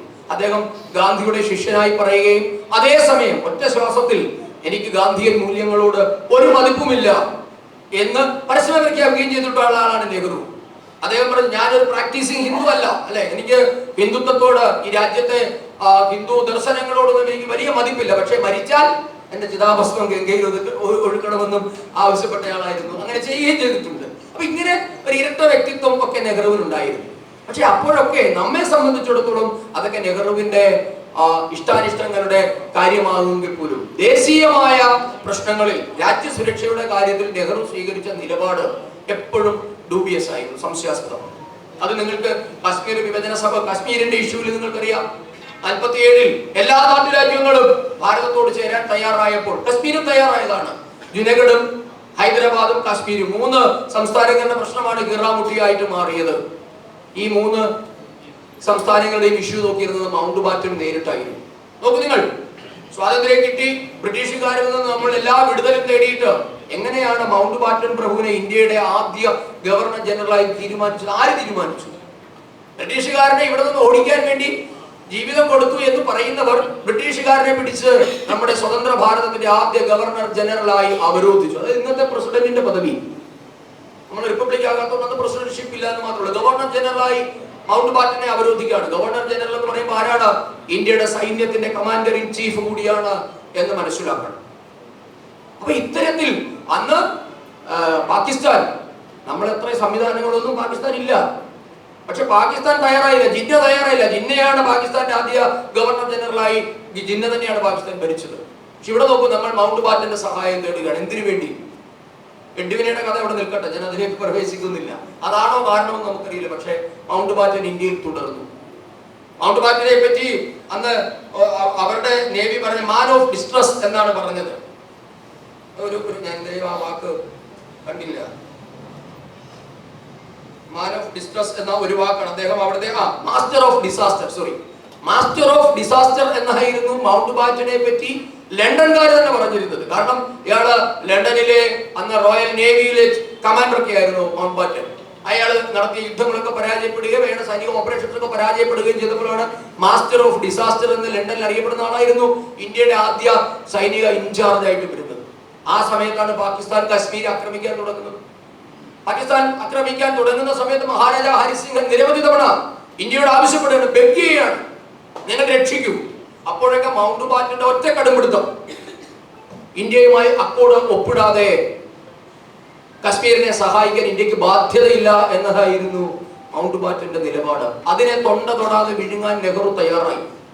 പക്ഷേ അന്ന് മന്ത്രിസഭയിൽ ഉണ്ടായിരുന്ന ശ്യാമപ്രസാദ് മുഖർജി, സർദാർ വല്ലഭായ് പട്ടേൽ, BR അംബേദ്കർ, ഇവരെല്ലാവരും പറഞ്ഞു കശ്മീർ നമ്മുടെ അവിഭാജ്യ ഘടകമാണ്, കശ്മീരിനെ ഇന്ത്യ സഹായിക്കണം.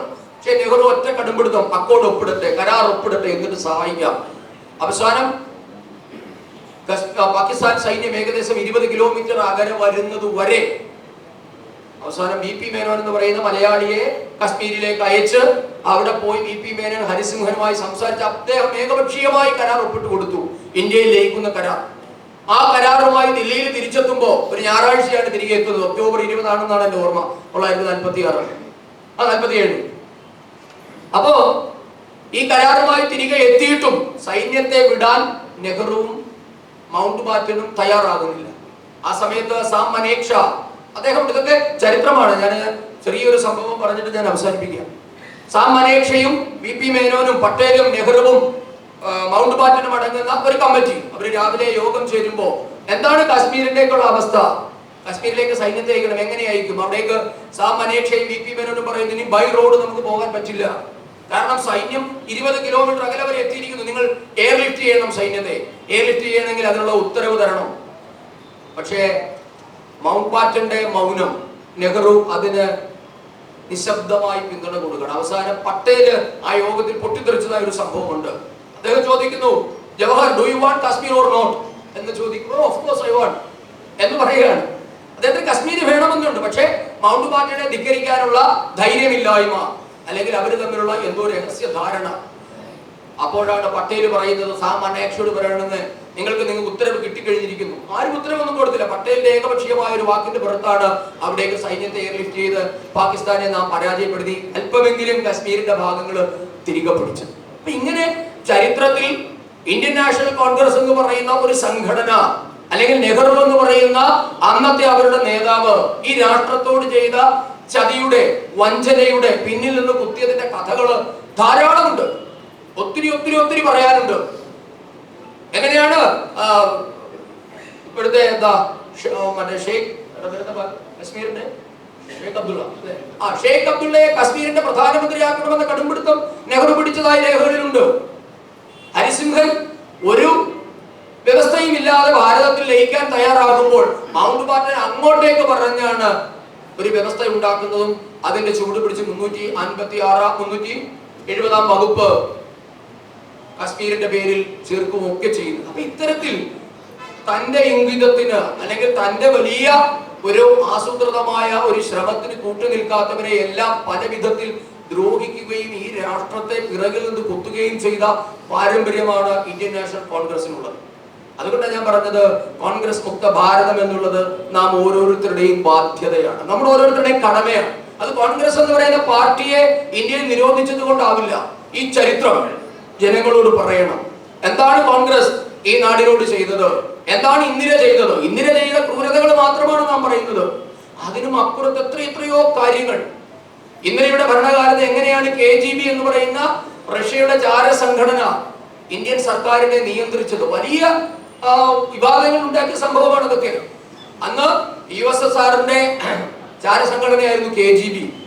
ആ KGBയുടെ ആർക്കൈവ്സിന്റെ ഡയറക്ടർ ആയിരുന്ന വിസിലിൻ മിത്രോഖെ എന്ന് പറയുന്ന ഒരു ചാരൻ, ആ ചാരൻ എനിക്ക് തോന്നുന്നു 92-ന് ശേഷം 98 ആകുമ്പോഴത്തേക്കും ഈ USSR തകർന്നതിന് ശേഷം 90-കളുടെ ആദ്യ പകുതിയിൽ USSRന്റെ തകർച്ചയ്ക്ക് ശേഷം ഈ മിത്രോഖ്യൻ അന്ന് KGBയുടെ രേഖകളുമായി അമേരിക്കയിലേക്കോ ലണ്ടനിലേക്കോ ഒക്കെ ലണ്ടനിലേക്ക് രക്ഷപ്പെട്ടു.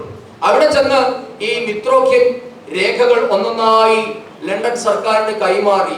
അവർ പുറത്തുവിട്ട രേഖകളാണ് പിൽക്കാലത്ത് മിത്രോഖ്യൻ ആർക്കൈവ്സ് എന്ന പേരിൽ നിങ്ങൾക്ക് ആർക്കും പരിശോധിക്കാം. അതിൽ കൃത്യമായി പറയുന്നുണ്ട് 2005 മുതൽ അത് പുറത്തു വരാൻ തുടങ്ങിയിരുന്നു. 2004, 2005 ഒക്കെ ആയപ്പോഴേക്കും അന്ന് പാർലമെന്റിൽ വലിയ ബഹളം ഉണ്ടായിരുന്നു. അദ്വാനിയാണ് അന്ന് പ്രതിപക്ഷ നേതാവ്. മിത്രോഖ്യൻ ആർക്കൈവിന്റെ പേരിൽ വലിയ അന്വേഷണം വേണമെന്നൊക്കെ നമ്മളൊന്ന് ആവശ്യപ്പെട്ടിരുന്നതാണ്.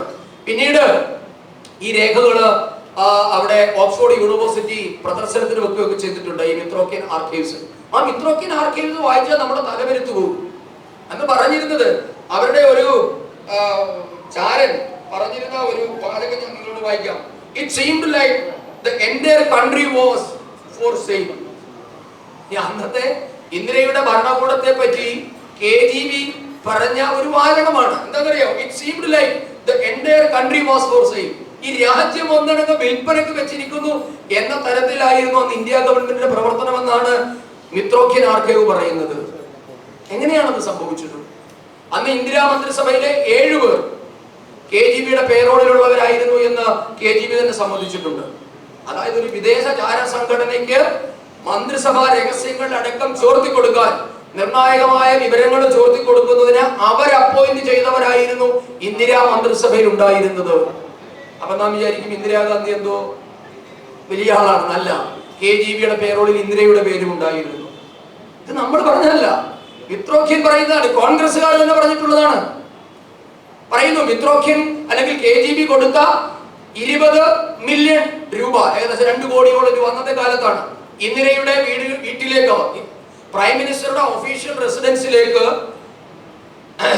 USSRന്റെ അന്നത്തെ സോവിയറ്റ് ഐക്യനാടുകളുടെ എംബസിയിൽ നിന്നും എല്ലാ മാസവും പെട്ടി പോകുമായിരുന്നു. ആ പെട്ടിയിൽ നോട്ടായിരുന്നു. അവർ തന്നെ പറഞ്ഞിട്ടുണ്ട്, ഈ മിത്രോഖ്യൻ ആർക്കൈവ് വായിക്കുമ്പോൾ രസമാണ്. അതിൽ അവർ പറയുകയാണ്, ഈ കൊടുത്തുവിട്ട പെട്ടി പോലും ഇന്നലെ തിരികെ കൊടുത്തിട്ടില്ലെന്നാണ്. പെട്ടി ഉൾപ്പെടെ വാങ്ങി വെച്ചു എന്നാണ് പറഞ്ഞത്. പണമടങ്ങിയ പെട്ടി എവറി മന്ത് ഇന്ത്യൻ പ്രധാനമന്ത്രിയുടെ ഓഫീസിലേക്ക് കൊടുത്തുവിടുമായിരുന്നു എന്ന് KGBയുടെ രേഖകളുണ്ട്. നോക്കുന്നു എങ്ങനെയായിരുന്നു. അപ്പൊ ഇതിന്റെയൊക്കെ പിന്നിൽ ഏതെങ്കിലും നിസ്സാരമായ പ്രൊവോക്കേഷൻ ആണെന്ന് നിങ്ങൾ കരുതുന്നുണ്ടോ? ചുമ്മാ ഒരു ദിവസത്തിൽ ഇന്ദിരാഗാന്ധി അടിയന്തരാവസ്ഥ പ്രഖ്യാപിച്ചതാണോ? അല്ല. ഈ രാഷ്ട്രത്തെ ഇല്ലായ്മ ചെയ്യാൻ കരുതിക്കൂട്ടി, കാലേ കൂട്ടി ആരുടെ കയ്യിൽ നിന്നോ അച്ചാരം വാങ്ങി ചെയ്ത ഒരു പരിപാടിയായിരുന്നു അടിയന്തരാവസ്ഥ. അല്ലെങ്കിൽ ചുമ്മാതൊന്നും ഇന്ദിരാഗാന്ധി അത്ര ബോധമില്ലാത്ത ആളൊന്നും ആയിരുന്നില്ല. അവർക്കറിയാൻ വയ്യാത്തതുമല്ല. അപ്പൊ ഈ അടിയന്തരാവസ്ഥയ്ക്ക് പിന്നിൽ അന്താരാഷ്ട്ര ഗൂഢാലോചന തന്നെ ഉണ്ടായിരുന്നു. എന്തൊക്കെയാണ് 7 മന്ത്രിമാരും ഇന്ദിരയും ചേർന്ന് KGBക്ക് കൈമാറിയ രേഖകൾ നമുക്കറിയുമോ? മന്ത്രിസഭയുടെ രേഖകളാണ് പോകുന്നത്. ഇന്ത്യയുടെ ആഭ്യന്തരവും വൈദേശികവുമായ എല്ലാ രഹസ്യങ്ങളും. അതുകൊണ്ടാണ് KGB പറഞ്ഞത് എൻ്റയർ നേഷൻ വിൽപ്പനയ്ക്ക് വെച്ചിരുന്ന പോലെയായിരുന്നു അന്നത്തെ ഇന്ദിരയുടെ ഭരണകൂടമെന്ന്. ഇത് തന്നെയാണ് പിൽക്കാലത്ത് രാജീവ് ചെയ്തതും. രാജീവിന്റെ കാലഘട്ടത്തിലും മാറ്റമൊന്നും ഉണ്ടായില്ല. അപ്പൊ നിങ്ങൾ നോക്കൂ, ഈ കുടുംബം എപ്പോഴൊക്കെ ഇന്ത്യയുടെ നിർണായകമായ റോളിലേക്ക് വന്നിട്ടുണ്ടോ അപ്പോഴെല്ലാം ഈ രാഷ്ട്രത്തെ ഒറ്റുകൊടുക്കാനുള്ള ശ്രമങ്ങൾ നടത്തിയിട്ടുണ്ട്. അതിന് അവരുടെ കയ്യിൽ നിന്നും അധികാരം പോകുമ്പോൾ അവർ കാണിക്കുന്ന ഒരു ഫ്രസ്ട്രേഷൻ, അതാണ് നമ്മളിപ്പോ കാണുന്നത്. നിങ്ങൾക്കറിയാം, സീതാറാം കേസരി എന്ന് പറയുന്ന ACC പ്രസിഡന്റ് ആയിരുന്ന കാലത്ത് റാവു പ്രധാനമന്ത്രിയും കേസരി ACC പ്രസിഡന്റുമായിരുന്ന ഒരു കാലഘട്ടമുണ്ട്. അന്ന് പൂർണ്ണമായും ഇവരുടെ നിയന്ത്രണം ഉണ്ടായിരുന്നില്ല AICC. എങ്ങനെയാണ് കേസരിയെയും റാവുവിനെയും ഒക്കെ പിൽക്കാലത്ത് നെഹ്റു ഭരണകൂടമോ സോണിയ കുടുംബം കൈകാര്യം ചെയ്തത്? ഇന്ത്യൻ പ്രധാനമന്ത്രിമാരിൽ ദില്ലിയിൽ സ്മാരകമില്ലാത്ത ഏക പ്രധാനമന്ത്രി PV നരസിംഹറാവു. റാവുവിന്റെ മൃതദേഹം സംസ്കരിച്ചത് ആന്ധ്രയിലാണ്. കടപ്പയിലെ അദ്ദേഹത്തിന്റെ ഗ്രാമത്തിലേക്ക് കൊണ്ടുപോകേണ്ടി വന്നു. ഇന്ത്യയിലെ എല്ലാ പ്രധാനമന്ത്രിമാരുടെയും, നെഹ്റു മുതൽ അടൽ ബിഹാരി വാജ്പേയി വരെയുള്ള എല്ലാ പ്രധാനമന്ത്രിമാർക്കും ദില്ലിയിലാണ് സംസ്കാരം നടത്തിയത്. അവരുടെ എല്ലാ സ്മാരകവും അവിടെയുണ്ട്, എക്സെപ്റ്റ് PV നരസിംഹറാവു. റാവുവിന്റെ മൃതദേഹം AICC ഓഫീസിൽ കയറ്റാൻ പോലും സമ്മതിച്ചില്ല. നോക്കൂ, നെഹ്റു കുടുംബത്തിന് ശേഷം 5 വർഷം ആദ്യമായി ഭരണം പൂർത്തിയാക്കിയ ഏക പ്രധാനമന്ത്രിയായിരുന്നു അന്ന് റാവു. പിന്നീടാണ് മൻമോഹൻ സിംഗ് വരുന്നത്. അന്നത്തെ കാലത്ത് ഒരേ ഒരു പ്രധാനമന്ത്രി ന്യൂനപക്ഷ സർക്കാരിനെ കൊണ്ട് ഭൂരിപക്ഷമാക്കി കോൺഗ്രസിനെ പിടിച്ചു നിർത്തി ഇന്ത്യയിൽ സാമ്പത്തിക വിപ്ലവത്തിന് തുടക്കമിട്ട ഒരു സർക്കാരായിരുന്നു റാവുവിന്റേത്. പക്ഷെ റാവുവിനോട് അവർ ചെയ്തത് എന്താ? റാവുവിന്റെ മൃതദേഹം കൊണ്ട് AICC വരാൻ ശ്രമിച്ചപ്പോൾ AICC ഗേറ്റുകൾ പൂട്ടിയിടാൻ സോണിയ ഉത്തരവ് കൊടുത്തു. കൊണ്ടുവന്നില്ല. AICC ആസ്ഥാനത്തെ പൊതുദർശനത്തിന് വെച്ചിട്ടില്ല. ആർക്കും പരിശോധിക്കാം. മൃതദേഹം രായ്ക്ക് രാത്രി രാമാനം ആന്ധ്രയിലേക്ക് കൊണ്ടുപോയി അവിടെ സംസ്കരിക്കേണ്ടി വന്നു. നോക്കൂ, തങ്ങളല്ലാത്ത എല്ലാവരോടും എന്താണ് ശ്യാമപ്രസാദ് മുഖർജിയോട് ചെയ്തത്? ഇന്ത്യയുടെ നിർണായകമായ ഘട്ടങ്ങളിലെല്ലാം, ഞാൻ എന്റെ ഒരു വിശകലനമാണ്, അത് ശരിയാണോ എന്ന് എനിക്കറിയില്ല.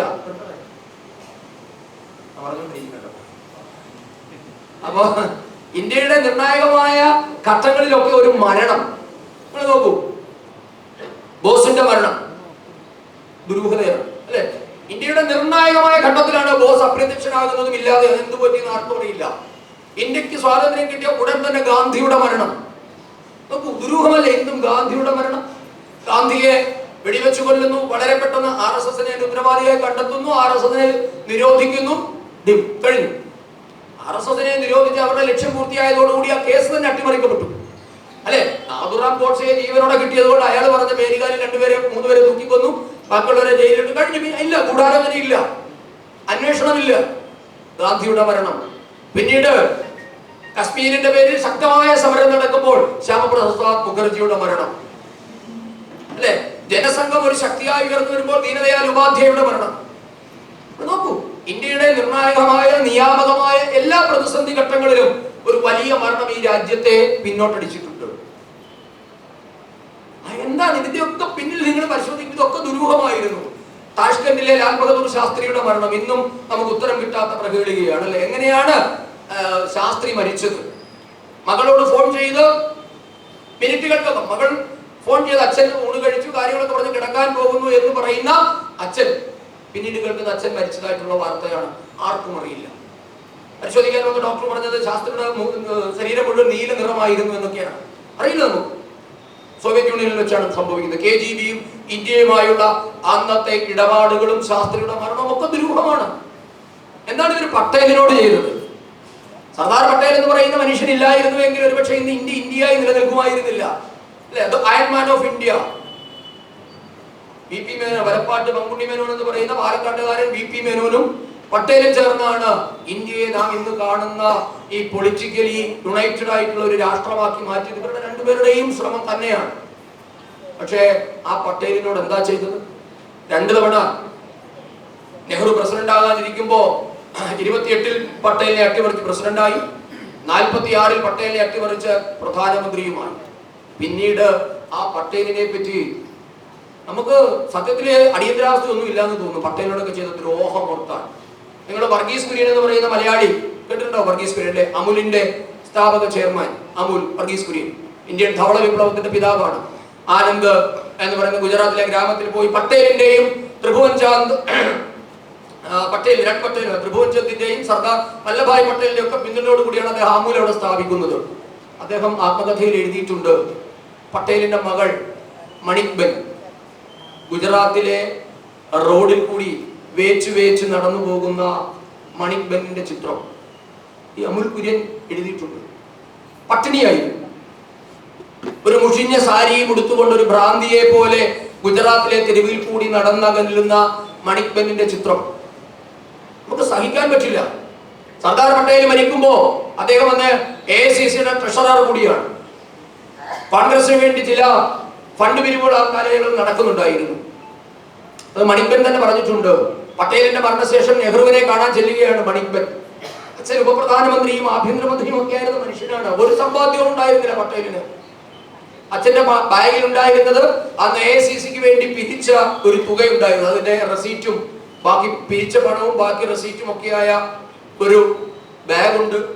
AICCയുടെ കുറെ ഡോക്യുമെന്റ്സ് ഉണ്ട്, മിനിറ്റ്സ് ബുക്ക് അടക്കമുള്ളതുണ്ട്. ഇതുമായി മണിക്ബെൻ നെഹ്റുവിനെ കാണാൻ ചെല്ലുമ്പോൾ നെഹ്റു ആദ്യം പ്രവേശനം അനുവദിച്ചില്ല, അപ്പോയിന്റ്മെന്റ് കൊടുത്തില്ല. മണിക്കൂറുകളോളം അവിടെ കാത്തിരുത്തി. അതിനുശേഷമാണ് മുറിയിലേക്ക് വിളിക്കുമ്പോ മണിക്ബെന്റെ വാക്കുകളിലാണ് അവർ പറയാണ്, എന്താ വന്നത് എന്ന് ചോദിച്ചു. അപ്പൊ ഇങ്ങനെ അച്ഛന്റെ മരണശേഷം ഇത്രയേറെ പാർട്ടിയുടെ കുറെ ഡോക്യുമെന്റുകളും പണവും അവിടെ ഉണ്ടായിരുന്നു, അത് തരാൻ വന്നതാണ്. ശരി, തന്നേക്കൂ. രണ്ടാമതൊരു വാചകം നെഹ്റു ചോദിച്ചില്ല. അവർ പറയുകയാണ്, ഞാൻ പ്രതീക്ഷിച്ചു, ഞങ്ങൾ എങ്ങനെ ജീവിക്കുന്നു, എന്താണ് നിങ്ങളുടെ കുടുംബത്തിന്റെ അവസ്ഥ, ഞാൻ എന്തെങ്കിലും ചെയ്തു തരേണ്ടതുണ്ടോ എന്നോട് നെഹ്റു ചോദിക്കും എന്നാണ് ഞാൻ പ്രതീക്ഷിച്ചത്. പക്ഷെ ഒരു വരി പോലും അദ്ദേഹം ചോദിച്ചില്ല. കുറെ നേരം മണിക്കൻ ആ മുറിയിൽ ഇരുന്നതിന് ശേഷം നിശബ്ദയായി എഴുന്നേറ്റ് പുറത്തേക്ക് പോയി, ഒന്നും ചോദിച്ചില്ല. എന്ന് മാത്രമല്ല, VP മേനോൻ അദ്ദേഹത്തിന്റെ ആത്മകഥയിൽ എഴുതിയിട്ടുണ്ട്, പട്ടേൽ മരിക്കുമ്പോ പൊതു അവധി പ്രഖ്യാപിച്ചില്ല. എന്ന് മാത്രമല്ല, നെഹ്റു വിചിത്രമായ ഒരു ഉത്തരവ് പുറപ്പെടുവിച്ചു. PMOയിൽ നിന്ന് അന്ന് ആഭ്യന്തര സെക്രട്ടറി ആയിരുന്ന VP മേനോന്റെ ഓഫീസിലേക്ക് ഒരു ഫാക്സ് സന്ദേശം വന്നു. അത് ഇപ്രകാരമായിരുന്നു: ഇന്ന് അവധി ഉണ്ടായിരിക്കുന്നതല്ല, ആര് പോയാലും നമുക്ക് ലോസ് ഓഫ് പേ ആണ് എന്ന് പറഞ്ഞ ഒരു കത്ത് വരുമ്പോ, ഈ കത്ത് VP മേനോൻ തന്നെ പറഞ്ഞു, അദ്ദേഹം ഇത് ആരെയും കാണിച്ചില്ല, ഈ ഫാക്സ് ആരെയും കാണിക്കാതെ ആഭ്യന്തര മന്ത്രാലയത്തിലെ മുഴുവൻ ഉദ്യോഗസ്ഥരുടെ യോഗം അദ്ദേഹം വിളിച്ചു ചേർത്തു. എന്നിട്ട് ചോദിച്ചു, ആർക്കൊക്കെ പട്ടേലിനെ കാണാൻ പോകണം? എല്ലാ ഉദ്യോഗസ്ഥന്മാർക്ക് കാണാൻ പോകണം. എല്ലാവർക്കും പുള്ളിയുടെ റിസ്കിൽ അവധി അനുവദിച്ചു. പോകേണ്ട പണമില്ലാത്തവർക്ക് ഫ്ലൈറ്റ് ടിക്കറ്റ് വരെ അദ്ദേഹം എടുത്തു കൊടുത്ത് അവരെ കൊണ്ടുപോയി പട്ടേലിന്റെ മൃതദേഹം കാണിച്ച ഒരു സംഭവം VP മേനോൻ ഓർക്കാറുണ്ട്. എങ്ങനെയാണ് ഇവർ ഈ രാഷ്ട്രത്തോട് ചെയ്ത വഞ്ചനകൾ? ഇത്ര ഇങ്ങനെ ഒരു ദിവസം മുഴുവൻ എന്ന് പറയാനുണ്ട്. അപ്പൊ ഇതൊക്കെ നാം ഓരോ ദിവസവും ഓർക്കുമ്പോഴാണ് കോൺഗ്രസ് മുക്ത ഭാരതം എന്നുള്ളത് എത്രമാത്രം ആവശ്യമാണ്, എന്താ പറയുന്നത്, അത്യാവശ്യമാണ് എന്ന് നമുക്ക് ബോധ്യം ഉണ്ടാവുക. ഇങ്ങനെ എല്ലാവരോടും ഞാൻ പറഞ്ഞു, ശ്യാമപ്രസാദ് മുഖർജിയോട് ചെയ്തത് പറഞ്ഞു, ദീനദയാൽ ഉപാധ്യായോട്, പട്ടേലിനോട്, ബോസിനോട്, അംബേദ്കറോട്, എല്ലാവരോടും ഇങ്ങനെ ഇങ്ങനെ ഇങ്ങനെ ക്രൂരതകൾ മാത്രമാണ് ഇവർ പ്രവർത്തിച്ചത്. പിന്നീട് വരുന്ന ഇന്ദിരയുടെ കാലഘട്ടം ഒട്ടും ആശാസ്യമല്ല. നിങ്ങൾക്കറിയാം, മറ്റവരെയൊക്കെ ദുരൂഹമായിട്ടാണെങ്കിൽ ഇന്ദിര പരസ്യമായി അടിയന്തരാവസ്ഥ പ്രഖ്യാപിച്ച് രാഷ്ട്രീയ എതിരാളികളെ മുഴുവൻ കൂട്ടക്കുരുതി ചെയ്യാനാണ് ശ്രമിച്ചത്. അല്ലെ, എല്ലാവരെയും ഇരുത്തറകളിലേക്ക് തള്ളി. അങ്ങനെ 21 മാസത്തിന് ശേഷം ഗതികെട്ടാണ് ഇന്ദിര അടിയന്തരാവസ്ഥ പിൻവലിക്കുന്നത്. VK കൃഷ്ണമേനോൻ, പറയാതിരിക്കുന്ന പേരാ, അന്ന് KGBയുടെ പേരോടുള്ള ആളായിരുന്നു പറയുന്നത് VK കൃഷ്ണമേനോൻ. നെഹ്റുവിന്റെ മന്ത്രിസഭയിലുള്ള അതാണ്. ചൈന യുദ്ധം തോക്കാനൊക്കെ കാരണമൊക്കെ ഉണ്ട്, നിങ്ങൾ വായിച്ചാൽ മനസ്സിലാകും. ഇന്ത്യ ചീന ബായി ബായി എന്ന മുദ്രാവാക്യത്തിന്റെ ആ നയത്തിന്റെ പരിഹാസ്യത ചൂണ്ടിക്കാണിച്ചവരെയൊക്കെ അധിക്ഷേപിച്ചിട്ടാണ് ചൈന ഭാരതത്തിൽ അടിച്ചു കയറി പുല്ലുപോലും മുളയ്ക്കാത്ത പ്രദേശം എന്ന് നെഹ്റു പാർലമെന്റിൽ പറഞ്ഞ പ്രദേശങ്ങളൊക്കെ നമുക്ക് നഷ്ടമായത്. ഇങ്ങനെ ഇന്ദിരയുടെ കാലഘട്ടത്തില്, പിന്നീട് വന്ന രാജീവിന്റെ കാലഘട്ടത്തില് ഒക്കെ നിങ്ങൾക്കറിയാം, മാധവറാവ് സിന്ധ്യ, രാജേഷ് പൈലറ്റ്, എത്ര പേരുടെ ദുരൂഹ മരണങ്ങൾ ഉണ്ടായിട്ടെന്നറിയാം. GMC ബാലയോഗി. നമ്മൾ പറയുമ്പോ ഇഷ്ടംപോലെ കോൺസ്പിറസി തിയറികൾ ആവശ്യം പോലെ ഉണ്ട്. ഇതൊക്കെ എല്ലാം എന്താ പറയുക, അടിസ്ഥാനരഹിതമായതൊന്നുമല്ല.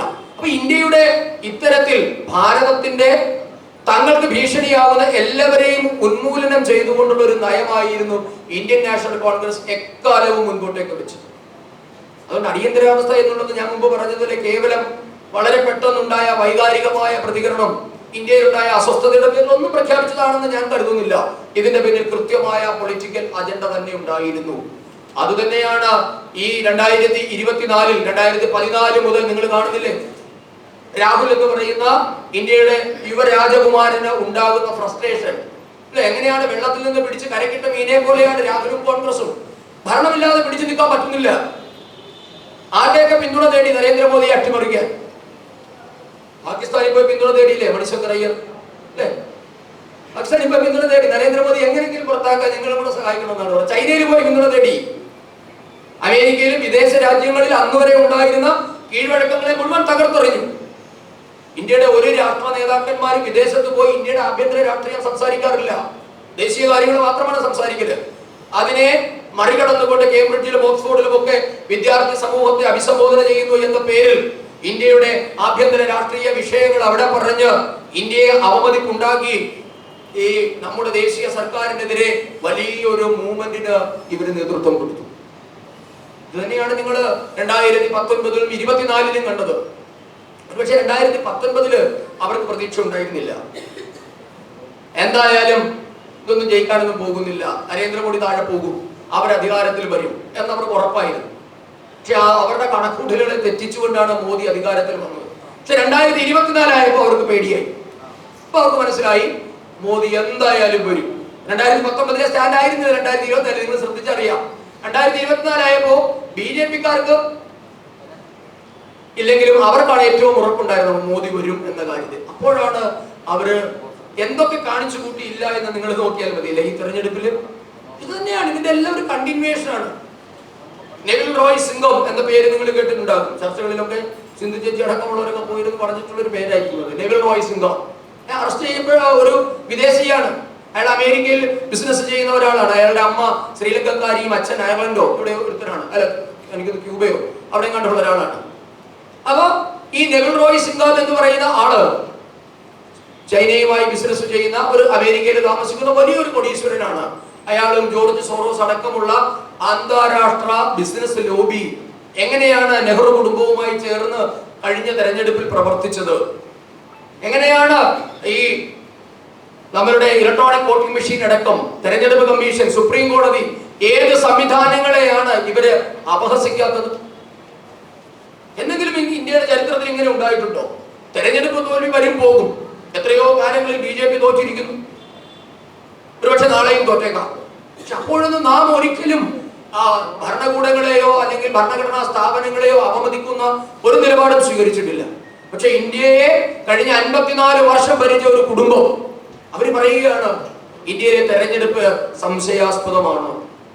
അല്ലെ, G7 ഉച്ചകോടിയിൽ ഇന്ത്യൻ പ്രധാനമന്ത്രി പോയി പറയുന്നു ലോക ജനാധിപത്യത്തിന് തന്നെ മാതൃകയാണ് ഇന്ത്യയുടെ തെരഞ്ഞെടുപ്പ് എന്ന് പറയുമ്പോ ഇന്ത്യൻ തെരഞ്ഞെടുപ്പ് കമ്മീഷൻ വാർത്താ സമ്മേളനം നടത്തി പറയുന്നു, മുഖ്യ തെരഞ്ഞെടുപ്പ് കമ്മീഷണർ രാജീവ് കുമാർ, അസാധാരണമായ വാർത്താ സമ്മേളനമായിരുന്നു. അദ്ദേഹം പറഞ്ഞു ഇന്ത്യൻ തെരഞ്ഞെടുപ്പ് അട്ടിമറിക്കാൻ വിദേശ ശക്തികൾ ശ്രമിക്കുന്നത് ധാരാളം അനുഭവങ്ങൾ നമുക്കുണ്ട്. പക്ഷേ ആദ്യമായി ഇന്ത്യക്കുള്ളിൽ നിന്ന് തന്നെ ഇന്ത്യയുടെ തെരഞ്ഞെടുപ്പ് സംവിധാനത്തെ അട്ടിമറിക്കാൻ ശ്രമമുണ്ടായിരിക്കുന്നു. പറഞ്ഞത് മുഖ്യ തെരഞ്ഞെടുപ്പ് കമ്മീഷനാണ്. എവിടെയാണ് ഇവരുടെ മാനസിക നില ചെന്ന് നിൽക്കുന്നത്? ഇവരാർക്കു വേണ്ടിയാണ് പ്രവർത്തിക്കുന്നത്? എങ്ങനെയാണ് ചൈനീസ് കമ്മ്യൂണിസ്റ്റ് പാർട്ടി അല്ലെങ്കിൽ ചൈനീസ് ഗവൺമെന്റ് സോണിയയും രാഹുലും അടക്കം അംഗങ്ങളായും ചെയർമാനുമായിട്ടുള്ള ട്രസ്റ്റിന് കോടിക്കണക്കിന് രൂപ സംഭാവന നൽകിയത്? ഇതൊക്കെ പരിശോധിക്കട്ടെ.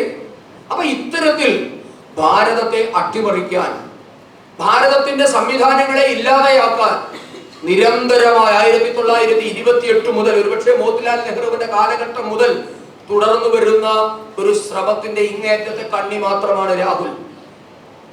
രാഹുൽ എന്ന് പറയുന്നത് നമ്മൾ കാണുമ്പോൾ പപ്പു എന്നൊക്കെ നമ്മൾ വിളിച്ച് കളിയാക്കുമെങ്കിലും ഈ ഒരു അന്താരാഷ്ട്ര കോൺസ്പിറസിയുടെ ഒരു ഏജന്റ് തന്നെയാണ്. ഇത് തന്നെയായിരുന്നു രാജീവിന്റെ അവസ്ഥ. രാജീവിനെ അന്ന് സോഷ്യൽ മീഡിയ ഒക്കെ ഉണ്ടായിരുന്ന രാജീവിനെ വേറൊരു പപ്പുവായി കണക്കാക്കിയത്. അന്ന് സോഷ്യൽ മീഡിയ ഇല്ലാത്തതുകൊണ്ട് രാജീവ് വലിയ എന്തോ നേതാവാണ് തോന്നലാണ്. ഒരു നേതാവും ആയിരുന്നില്ല. രാഹുലിനെക്കാട്ടിൽ പരിതാപകരമായിരുന്നു രാജീവ് ഗാന്ധിയുടെ അവസ്ഥ. ഇതിലും മോശപ്പെട്ട നേതാവായിരുന്നു രാജീവ്. പക്ഷെ അന്ന് സോഷ്യൽ മീഡിയ ഒന്നും ഇല്ലാത്തതുകൊണ്ട് വലിയ നേതാവായി എന്ന് മാത്രമേ ഉള്ളൂ. അപ്പൊ അങ്ങനെ നീതിന്യായ സംവിധാനങ്ങളോട് നമുക്കറിയാം. അന്നത്തെ കാലത്ത് ഇന്ത്യയുടെ ഈ മൗലിക അവകാശങ്ങൾ സസ്പെൻഡ് ചെയ്യുന്നതിനെ പറ്റി, ഹേബിയസ് കോർപ്പസിനെ പറ്റി സുപ്രീം കോടതിയിൽ കേസ് വരുമ്പോ 4 അംഗ ബെഞ്ചിന്റെ മുൻപാകെ കേസ് വന്നപ്പോ 5 അംഗത്തിൽ 4 പേരും ഇന്ദിരയെ അനുകൂലിച്ച് വിധി പുറപ്പെടുവിച്ചു. എന്തായിരുന്നു വിധി? ഇത്തരം അടിയന്തര സാഹചര്യങ്ങളിൽ മൗലിക അവകാശം സസ്പെൻഡ് ചെയ്യാൻ ഗവൺമെന്റിന് അവകാശമുണ്ട് എന്നതായിരുന്നു ഭൂരിപക്ഷ വിധി. ഒരേ ഒരു ജഡ്ജി വിയോജിച്ചു, HR ഖന്ന, ഹൻസ്രാജ് ഖന്ന എന്ന് പറയുന്ന അന്നത്തെ സുപ്രീം കോടതി ജഡ്ജി അതേപറ്റി വിയോജിപ്പ് രേഖപ്പെടുത്തി. എന്താണ് പിന്നീട് അദ്ദേഹത്തിന് സംഭവിച്ചത് എന്ന് ചരിത്രമാണ്. ഇപ്പോ നമ്മളോട് ജനാധിപത്യത്തെ പറ്റി, എന്താണ് ഈ പൗരധർമ്മത്തെ പറ്റി വലിയ വാചാലരാകുന്നവരോട് ചോദിക്കാറുള്ള ചോദ്യം ഇതാണ്, HR ഖന്നയ്ക്ക് എന്താണ് പറ്റിയത്? HR ഖന്ന എന്ന് പറയുന്ന അന്ന് സുപ്രീം കോടതിയിലെ മാസ്റ്റർ സീനിയർ ജഡ്ജിന് മറികടന്നുകൊണ്ട് അദ്ദേഹത്തിന്റെ ജൂനിയർമാരെ ഇന്ത്യയുടെ ചീഫ് ജസ്റ്റിസായി ഇന്ദിരാഗാന്ധി അവരോധിച്ചു. എവിടെ പോയി പൗരധർമ്മം? എവിടെ പോയി ജനാധിപത്യം? എവിടെ പോയി നിയമം? കീഴ്വഴക്കങ്ങൾ അല്ലെ? ഇന്ന് കീഴ്വഴക്കത്തെ പറ്റിയാണ് സംസാരിക്കുക. എന്ത് കീഴ്വഴക്കം? ആരാണ് ഇതൊക്കെ തെറ്റിച്ചത്? ഇന്ത്യയുടെ ചരിത്രത്തിൽ ഇന്നേ വരെ ഉണ്ടായിട്ടില്ല. സുപ്രീം കോടതിയിലും ഹൈക്കോടതിയിലും ജഡ്ജിമാരാക്കുന്നതിന് ചീഫ് ജസ്റ്റിസുമാരാക്കുന്നതിനല്ല, ചീഫ് ജസ്റ്റിസുമാരാക്കുന്നതിന്റെ പരമമായ മാനദണ്ഡം അദ്ദേഹത്തിന്റെ പേരിൽ വൈയക്തികമായ ആരോപണങ്ങളും അന്വേഷണങ്ങളും ഒന്നും ഇല്ല എങ്കിൽ ഏറ്റവും ഇമ്പോർട്ടൻസ് കൊടുക്കുന്ന അദ്ദേഹത്തിന്റെ സീനിയോറിറ്റിക്കാണ്. ഏറ്റവും സീനിയർ മോസ്റ്റ് ജഡ്ജാണ് നമ്മളുടെ ചീഫ് ആവുക. ഈ കീഴ്വഴക്കത്തെ ആരെ തെറ്റിച്ചത്? HR ഖന്നയെ, സീനിയർ മോസ്റ്റ് ജഡ്ജായ HR ഖന്നയെ അട്ടിമറിച്ച് ജഡ്ജാക്കി വേറൊരാളെ കൊണ്ട് ഇന്ദിരയുടെ റാൻമൂളികളെ കൊണ്ടുവന്നു. അന്ന് ഇന്ദിരയ്ക്ക് അനുകൂലമായി വിധി പറഞ്ഞ ഒരാളെ ഒരുപക്ഷെ നിങ്ങൾക്ക് ഇന്നറിയാം. ഇന്നത്തെ ചീഫ് ജസ്റ്റിസിന്റെ അച്ഛനാണ്. DY ചന്ദ്രചൂഡിന്റെ അച്ഛൻ BY ചന്ദ്രചൂഡ്. അന്ന് ഇന്ദിരയ്ക്ക് അനുകൂലമായി വിധി പറഞ്ഞ ആളുടെ മകനാണ് ഇന്നത്തെ CJ. അപ്പൊ ഇത്തരത്തിൽ ജുഡീഷ്യറിയെ അട്ടിമറിച്ചു, ഭരണഘടനാ സ്ഥാപനങ്ങളെ ഇല്ലായ്മ ചെയ്ത് എല്ലാം അല്ലെ, പൗരസ്വാതന്ത്ര്യം ഇല്ല. ഞാനതൊന്നും പറയണ്ട, നിങ്ങൾക്ക് അടിയന്തരാവസ്ഥയിൽ എന്താ സംഭവിച്ചത് നിങ്ങൾക്ക് അറിയുന്നതുകൊണ്ടാണ് ഞാൻ അതേപറ്റി ഒന്നും പറയാതെ. ഒന്നും ഉണ്ടായിരുന്നില്ല, എല്ലാം ഗവൺമെന്റിന്റെ കീഴിൽ. ഒരാള് മാത്രമേ പാർലമെന്റിലുള്ളൂ എങ്കിൽ പോലും നിയമനിർമ്മാണം നടത്താം. പാർലമെന്റ് കൂടാൻ ഒരു എന്താണ് പറയുന്നത്, മിനിമം സംഖ്യ കോറം വേണ്ട എന്ന തീരുമാനം പോലും ഉണ്ടായി. ഇന്ത്യൻ പ്രധാനമന്ത്രിയും രാഷ്ട്രപതിയും എടുക്കുന്ന തീരുമാനങ്ങളെ കോടതിയിൽ പോലും ചോദ്യം ചെയ്യാൻ പാടില്ല എന്ന് കൊണ്ടുവന്നു. 42ാം ഭരണഘടനാ ഭേദഗതി, അതിനെ മിനി കോൺസ്റ്റിറ്റ്യൂഷൻ എന്നാണ് പറയുക. ഇന്ദിരയുടെ കാലത്താണ് എഴുതി ചേർത്ത ഭേദഗതിയാണ്. എത്ര തവണ ഭേദഗതി ചെയ്തു? ഇന്ന് ഭരണഘടന BJP വന്നാൽ ഭരണഘടന തിരുത്തുമെന്നാണ് പറയുന്നത്. അതിന് എന്താ തെറ്റ്? തിരുത്താനുള്ളതാണ് ഭരണഘടന അല്ലേ? ഭരണഘടനയുടെ അടിസ്ഥാന ഫ്രെയിംവർക്ക് തിരുത്തരുത് എന്ന് മാത്രമല്ല, എത്രയോ ഡയറക്റ്റീവ് പ്രിൻസിപ്പിൾസ് നമ്മൾ തിരുത്തിയിരിക്കുന്നു. എത്ര തവണ ഇന്ത്യൻ ഭരണഘടന ഭേദഗതി ചെയ്തിട്ടുണ്ട്? 42ാം ഭരണഘടനാ ഭേദഗതിയിലാണ് നമ്മൾ ആദ്യമായി മതേതരത്വം എന്ന വാക്ക് കാണുന്നത്. അടിയന്തരാവസ്ഥയുടെ പിൻപറ്റിയാണ് ഇന്ത്യൻ ഭരണഘടനയിൽ മതേതരത്വം എന്ന വാക്കുണ്ടായത്, സെക്യുലർ. ഞാനൊന്ന് ചോദിക്കട്ടെ, ഇന്ത്യൻ ഭരണഘടന എന്നുള്ളത് ലോകത്തിലെ ഏറ്റവും സങ്കീർണമായ ഭരണഘടനകളിൽ ഒന്നാണ്, ഏറ്റവും ബൃഹത്തായ ഭരണഘടനയാണ്. അംബേദ്കറുടെ നേതൃത്വത്തിൽ ഇന്ത്യയിൽ ഉണ്ടായിരുന്ന എല്ലാ നിയമവിശാരദന്മാരും വർഷങ്ങൾ നീണ്ട പ്രയത്നത്തിന് ശേഷം ഉണ്ടാക്കിയെടുത്താണ്. ലോകത്തിൽ അന്ന് നിലവിലുള്ള എല്ലാ ഭരണഘടനകളും പരിശോധിച്ച്, എഴുതപ്പെട്ടതും എഴുതപ്പെടാത്തതും, ലണ്ടന്റെ, അമേരിക്കയുടെ, ഫ്രാൻസിന്റെ, ഗ്രീസിന്റെ തുടങ്ങി ഇന്ത്യയുടെ പൗരാണിക കാലഘട്ടത്തിൽ ചാണക്യന്റെ ഉൾപ്പെടെയുള്ള സംഹിതകൾ, രാമായണ കാലത്ത് മനുസ്മൃതി, ദർശനങ്ങള്, വേദങ്ങള്, ഗ്രീക്കിന്റെ പഴയ സിദ്ധാന്തങ്ങള് തുടങ്ങി റോമിന്റെ പഴയ റോമൻ ചക്രവർത്തിമാരുടെ കാലത്തെ നിയമങ്ങൾ തുടങ്ങി അന്ന് ലോകത്തിൽ അന്ന് വരെ ഉണ്ടായിരുന്ന എല്ലാ നിയമ സംവിധാനങ്ങളും പരിശോധിച്ചതിന് ശേഷം നിരവധി വെറ്റിങ്ങിന് ശേഷം, അല്ലെങ്കിൽ ആയിരക്കണക്കിന് മീറ്റിങ്ങുകൾ നടത്തി ആയിരക്കണക്കിന് നിർദ്ദേശങ്ങൾ എടുത്തതിന് ശേഷം എഴുതപ്പെട്ട ഭരണഘടനയാണ് ഇന്ത്യയുടെ ഭരണഘടന. എന്തുകൊണ്ടാ ഭരണഘടനാ സൃഷ്ടാക്കൾ അതിൽ മതേതരത്വം എന്ന വാക്ക് എഴുതി ചേർക്കാതിരുന്നത്? ചിന്തിക്കേണ്ടത് നമ്മൾ. അവർ മണ്ടന്മാരായതുകൊണ്ടാണോ? അതോ ഇന്ത്യയിൽ മതേതരത്വം വേണ്ട എന്ന് ചിന്തയുള്ളവരായിരുന്നോ?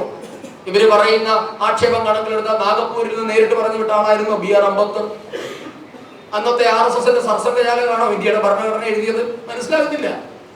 അംബേദ്കർ അടക്കമുള്ള ഈ ലോകത്തിലെ ഏറ്റവും വലിയ നിയമവിദഗ്ധന്മാര് എഴുതിയ ഭരണഘടനയിൽ സെക്യുലറിസം എന്ന വാക്കുണ്ടായില്ല, സോഷ്യലിസം എന്ന വാക്കുണ്ടായില്ല. അതിന്റെ ആവശ്യം ഉണ്ടായിരുന്നില്ല എന്ന് അവർക്കറിയാം. ഈ രാഷ്ട്രത്തെ പറ്റി കൃത്യമായ ബോധ്യമുള്ളവരാണ് അത് എഴുതിയെന്നതുകൊണ്ട്. പക്ഷേ അടിയന്തരാവസ്ഥയുടെ മറപറ്റി ഇന്നലെ അതിൽ എഴുതി ചേർത്ത 2 വാക്കുകൾ തുടങ്ങി 42ാം ഭരണഘടന ഒത്തിരി ഉണ്ട് കേട്ടോ. ഇതിനകത്ത് ഞാൻ ഇത് മാത്രം പറഞ്ഞുള്ളൂ, നിരവധി ഭേദഗതികളെ പറ്റി പറയാറുണ്ട്. ഇങ്ങനെ ഇന്ത്യ മഹാരാജ്യത്തെ എക്കാലവും അട്ടിമറിക്കാൻ, ഇന്ത്യയുടെ അഖണ്ഡതയെ ഇല്ലാതെയാക്കാൻ, ഇന്ത്യയുടെ ഐക്യത്തെ ഇല്ലാതെയാക്കാൻ, തങ്ങളുടെ കുടുംബാധിപത്യം നിലനിർത്താൻ എന്തൊക്കെ ചെയ്യാം, എന്തൊക്കെ നെറികേടുകൾ ചെയ്യാം, അങ്ങനെ തന്നെ പറയണം. അതൊക്കെ ചെയ്ത ഒരു കുടുംബമാണ് ഈ നെഹ്റു കുടുംബം. അതുകൊണ്ടാണ് നാം കോൺഗ്രസ് മുക്ത ഭാരതമെന്നും അടിയന്തരാവസ്ഥയെ ഓരോ ഓർമ്മപ്പെടുത്തലായി നാം എടുക്കുന്നത്. ഇന്ന് അടിയന്തരാവസ്ഥയുടെ ദിവസം തന്നെ അടിയന്തരാവസ്ഥയ്ക്ക് കാരണക്കാരിയായവരുടെ ചെറുമകൻ ഭരണഘടന ഉയർത്തിപ്പിടിക്കുന്ന ഒരു ദൃശ്യമുണ്ടല്ലോ. അതിലും വലിയൊരു റിവെഞ്ച് നമുക്ക് ചെയ്യാനില്ല അല്ലെ? ഭരണഘടനയെ തകർക്കാൻ ശ്രമിച്ചവരുടെ പിന്മുറക്കാരെ കൊണ്ട് തന്നെ ഭരണഘടന ഉയർത്തിപ്പിടിപ്പിക്കാൻ നമുക്ക് സാധിച്ചിട്ടുണ്ട്. ഇന്ന് അവർ ഭരണഘടനയെ പറ്റി വാചാലരാവുകയാണ്. ആരാണ് ഭരണഘടനയെ അട്ടിമറിച്ചത്? അറിയില്ല, പുതിയ തലമുറക്ക് അറിയില്ല അല്ലേ? അതുകൊണ്ടാണ് ഈ ചരിത്രബോധമില്ലായ്മ കൊണ്ടാണ് പലവിധ അഭിപ്രായങ്ങളും നമ്മുടെ ഇടയിലേക്ക് ഉണ്ടാകുന്നത്. അതുകൊണ്ടാണ് ഇന്ദിരാഗാന്ധി അമ്മയായി മാറുന്നത് അല്ലെ? ഇന്ദിര ദുർഗയാണ് എന്ന് വാജ്പേയിയുടെ പേരിൽ ആരോപിക്കപ്പെട്ടതാണ്. വാജ്പേയി തന്നെ പറഞ്ഞിട്ടുണ്ട്, അടൽജി പറഞ്ഞിട്ടുണ്ട്, ഞാൻ ഒരിക്കലും അങ്ങനെ ഒരു വാചകം ഉപയോഗിച്ചിട്ടില്ല ഇന്ത്യൻ പാർലമെന്റിൽ. ഇന്ദിരാഗാന്ധിയെ ബംഗ്ലാദേശ് യുദ്ധത്തിന് ശേഷം ദുർഗാദേവിയായ അടൽജി പ്രകീർത്തിച്ചു എന്ന് അടൽജി തന്നെ പറഞ്ഞു, ഞാൻ അങ്ങനെ പറഞ്ഞിട്ടില്ല. പക്ഷേ അവർക്കൊരു എന്താ പറയുന്നത്, ഒരു ഇത് വേണമായിരുന്നു, വേറൊരാളുടെ ഒരു അഭിപ്രായം വേണമായതുകൊണ്ട് അടൽജിയുടെ മേൽ വെച്ച് കെട്ടിയതാണ്. പക്ഷേ ചരിത്രം നാം പഠിക്കണം. ചരിത്രം പഠിക്കുമ്പോൾ ഇവർ ഈ രാഷ്ട്രത്തോട് ചെയ്ത ക്രൂരതകൾ ഓർക്കുമ്പോൾ അവരെ അമ്മയെന്നല്ല ഈ രാജ്യത്തിന്റെ ഭരണാധികാരിയായി പോലും കരുതാൻ നമ്മളെ കൊണ്ട് സാധ്യമാകും. അത്രയേറെ ക്രൂരതകളാണ് ഇന്ദിര എന്ന് പറയുന്ന വ്യക്തിയും നെഹ്റുവിന്റെ കുടുംബവും ഈ രാഷ്ട്രത്തോട് ചെയ്തിട്ടുള്ളത്. അതുകൊണ്ട് ഇത്തരത്തിലുള്ള കൂട്ടായ്മകൾ നമ്മൾ ഈ ഓർമ്മകൾ പുതുക്കുന്നതിന് വേണ്ടിയാണ്, പുതിയ തലമുറയിലേക്ക് ഇത് പകർന്നു കൊടുക്കുന്നതിന് വേണ്ടിയാണ്. അല്ലാതെ അടിയന്തരാവസ്ഥ കാലത്ത് നാം അനുഭവിച്ച പീഡനങ്ങളെ, ക്രൂരതകളെ, കഷ്ടപ്പാടുകളെ ഒക്കെ വീണ്ടും പറഞ്ഞ് നമുക്ക് കോൾമേർ കൊള്ളാനല്ല. അതിനും അപ്പുറത്തേക്ക് ഈ രാഷ്ട്രം അനുഭവിച്ച, നിരന്തരമായി ഇന്നും അനുഭവിച്ചു കൊണ്ടിരിക്കുന്ന വെല്ലുവിളികളെ നാം ഓരോ മിനിറ്റിലും ജാഗ്രത ഉണ്ടാകണം. അപ്പൊ 975 മുതൽ 77 വരെ നമ്മുടെ പോരാട്ടം കഴിഞ്ഞു. ഇനി ജനാധിപത്യം സംരക്ഷിക്കപ്പെട്ടു, ഇനി ഒരു അടിയന്തരാവസ്ഥ ഉണ്ടാകില്ല എന്നൊക്കെ നമുക്ക് പറഞ്ഞ് ആശ്വസിക്കാം. പക്ഷേ അതിലും ഭീകരമായി ഓരോ ദിവസവും ഈ നാട് ആക്രമിക്കപ്പെട്ടുകൊണ്ടിരിക്കുകയാണ്. സാമൂഹ്യ മാധ്യമങ്ങളിൽ കൂടി, ഇലക്ട്രോണിക് ഡിവൈസുകളിൽ കൂടി. ഒരു കാര്യം കൂടെ പറഞ്ഞ് നിർത്താം. KGB-യുടെ കാലത്ത് ഇന്ത്യയിൽ 10 ന്യൂസ് പേപ്പറുകളെയും ഒരു ന്യൂസ് ഏജൻസിയെയുമാണ് KGB വിലക്ക് വാങ്ങിയെന്ന് അവർ പറഞ്ഞിട്ടുണ്ടെങ്കിൽ ഇന്ന് ഇന്ത്യ മഹാരാജ്യത്ത് 1,000 യൂട്യൂബ് ചാനലുകളും ഓൺലൈൻ മാധ്യമങ്ങളും ഉണ്ട്. ഇവരെയൊക്കെ സ്പോൺസേർഡ് ആണെന്ന് നിങ്ങൾ മനസ്സിലാക്കണം. ഓൾട്ട് ന്യൂസിനെ പോലെ അല്ലെ, പ്രവീൺ പുർക്കായസ്ഥ എന്ന് പറയുന്ന ആള്, അയാള് പ്രകാശ് കാരാട്ടിന്റെ ബന്ധു കൂടിയാണ്, ബൃന്ദ കാരാട്ടിന്റെ ബന്ധുവാണ് പ്രവീൺ പുർക്കായസ്ഥ. അയാളെയാണ് അറസ്റ്റ് ചെയ്തത്. ദേശവിരുദ്ധ ചൈനീസ് ഫണ്ടിങ് മേടിച്ച് ഇന്ത്യയിൽ മാധ്യമ പ്രവർത്തനം നടത്തി, ചാരപ്രവർത്തനം നടത്തിയതിന്റെ പേരിലാണ് അയാളെ അറസ്റ്റ് ചെയ്തത്. അവരുടെ കേരളത്തിലെ ഏജന്റുമാരാണ് ഫോർത്തും, എന്താ പറയുന്നത്, വയർ, പ്രിന്റ് തുടങ്ങിയുള്ള നിരവധി മാധ്യമങ്ങൾ കേരളത്തിലുണ്ട്. ഞാൻ ആ ഉദ്ഘാടനത്തിന്റെ പേര് മറന്നുപോയത് കൊണ്ടാണ്. നിങ്ങൾക്കറിയാം, നിങ്ങളുടെ എല്ലാ മൊബൈൽ ഫോണുകളിൽ കിട്ടുന്നതാണ്. ഇവരൊക്കെ ഓരോ നിമിഷവും ഭാരതത്തെ തകർക്കുന്നതിന് വേണ്ടിയിട്ടുള്ള ശ്രമങ്ങളിൽ ഏർപ്പെട്ടുകൊണ്ടിരിക്കുകയാണ്. ഇന്ന് പുറത്തു വന്നില്ലേ നമ്മുടെ ഇവരെ പറ്റി, എന്താ പറയുന്നത്, ChatGPT, ആർട്ടിഫിഷ്യൽ ഇന്റലിജൻസിന്റെ ChatGPT എന്ന് പറയുന്നത് അവർ പുറത്തുവിട്ടിരിക്കുന്നു. എങ്ങനെയാണ് ഇന്ത്യൻ തെരഞ്ഞെടുപ്പിനെ അട്ടിമറിക്കാൻ ഫ്രാൻസ് ശ്രമിച്ചത്, ഇംഗ്ലണ്ട് ശ്രമിച്ചത് എന്ന്. അപ്പൊ വൈദേശികമായ ഇടപെടലുകൾ ഇപ്പോൾ ആഗോള മുസ്ലിം ഫണ്ടമെന്റലിസവും ഈ പറഞ്ഞ സോക്കോൾഡ് കമ്മ്യൂണിസവും ഇന്ത്യൻ നാഷണൽ കോൺഗ്രസും ചേർന്ന ഒരു ഡെഡ്ലി കോമ്പിനേഷൻ ഇന്ത്യയിൽ പ്രവർത്തിക്കുന്നുണ്ട്. ഇത് വളരെ അപകടകരമായ ഒരു കോമ്പിനേഷനാണ്. ഈ കോമ്പിനേഷനാണ് ഇന്ത്യയിലെ എല്ലാ നറേറ്റീവുകളും ബിൽഡ് ചെയ്യുന്നത്. നിങ്ങളുടെ ഫേസ്ബുക്കിൽ, നിങ്ങളുടെ വാട്സാപ്പിൽ, നിങ്ങളുടെ യൂട്യൂബിൽ, ഇൻസ്റ്റാഗ്രാമിൽ, എക്സിൽ ഒക്കെ വരുന്ന സന്ദേശങ്ങളുടെ ഒക്കെ പിറകിൽ ഒരേ അച്ചിലിട്ടതുപോലെയുള്ള വാർത്തകൾ പുറത്തു വരുമ്പോൾ ശ്രദ്ധിച്ചു കൊള്ളുക, ഇതിന്റെ ഒക്കെ പിന്നിൽ ഈ അന്താരാഷ്ട്ര ലോബി തന്നെയാണ് പ്രവർത്തിക്കുന്നത്. അപ്പോ നമുക്കിന്ന് നേരിടാനുള്ളത് അടിയന്തരാവസ്ഥ പോലെ ശാരീരികമായി ചെറുത്ത് തോൽപ്പിക്കാവുന്ന ഒരു സ്ഥിതിവിശേഷമല്ല ഇന്ന് ഇന്ത്യയിലുള്ളത്.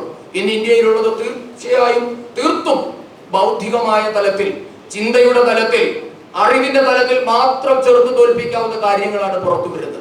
അതിന് നാം എല്ലാവരും സജ്ജരാകണം. അതിന് നിങ്ങൾക്ക് ഈ ഓർമ്മകൾ, ഈ ചരിത്രം എല്ലാവർക്കും കരുത്താകട്ടെ എന്ന് മാത്രം ആശംസിച്ചുകൊണ്ട് ഈ യോഗം ഉദ്ഘാടനം ചെയ്തതായി പ്രഖ്യാപിച്ചു നിർത്തുന്നു. വന്ദേ മാതരം.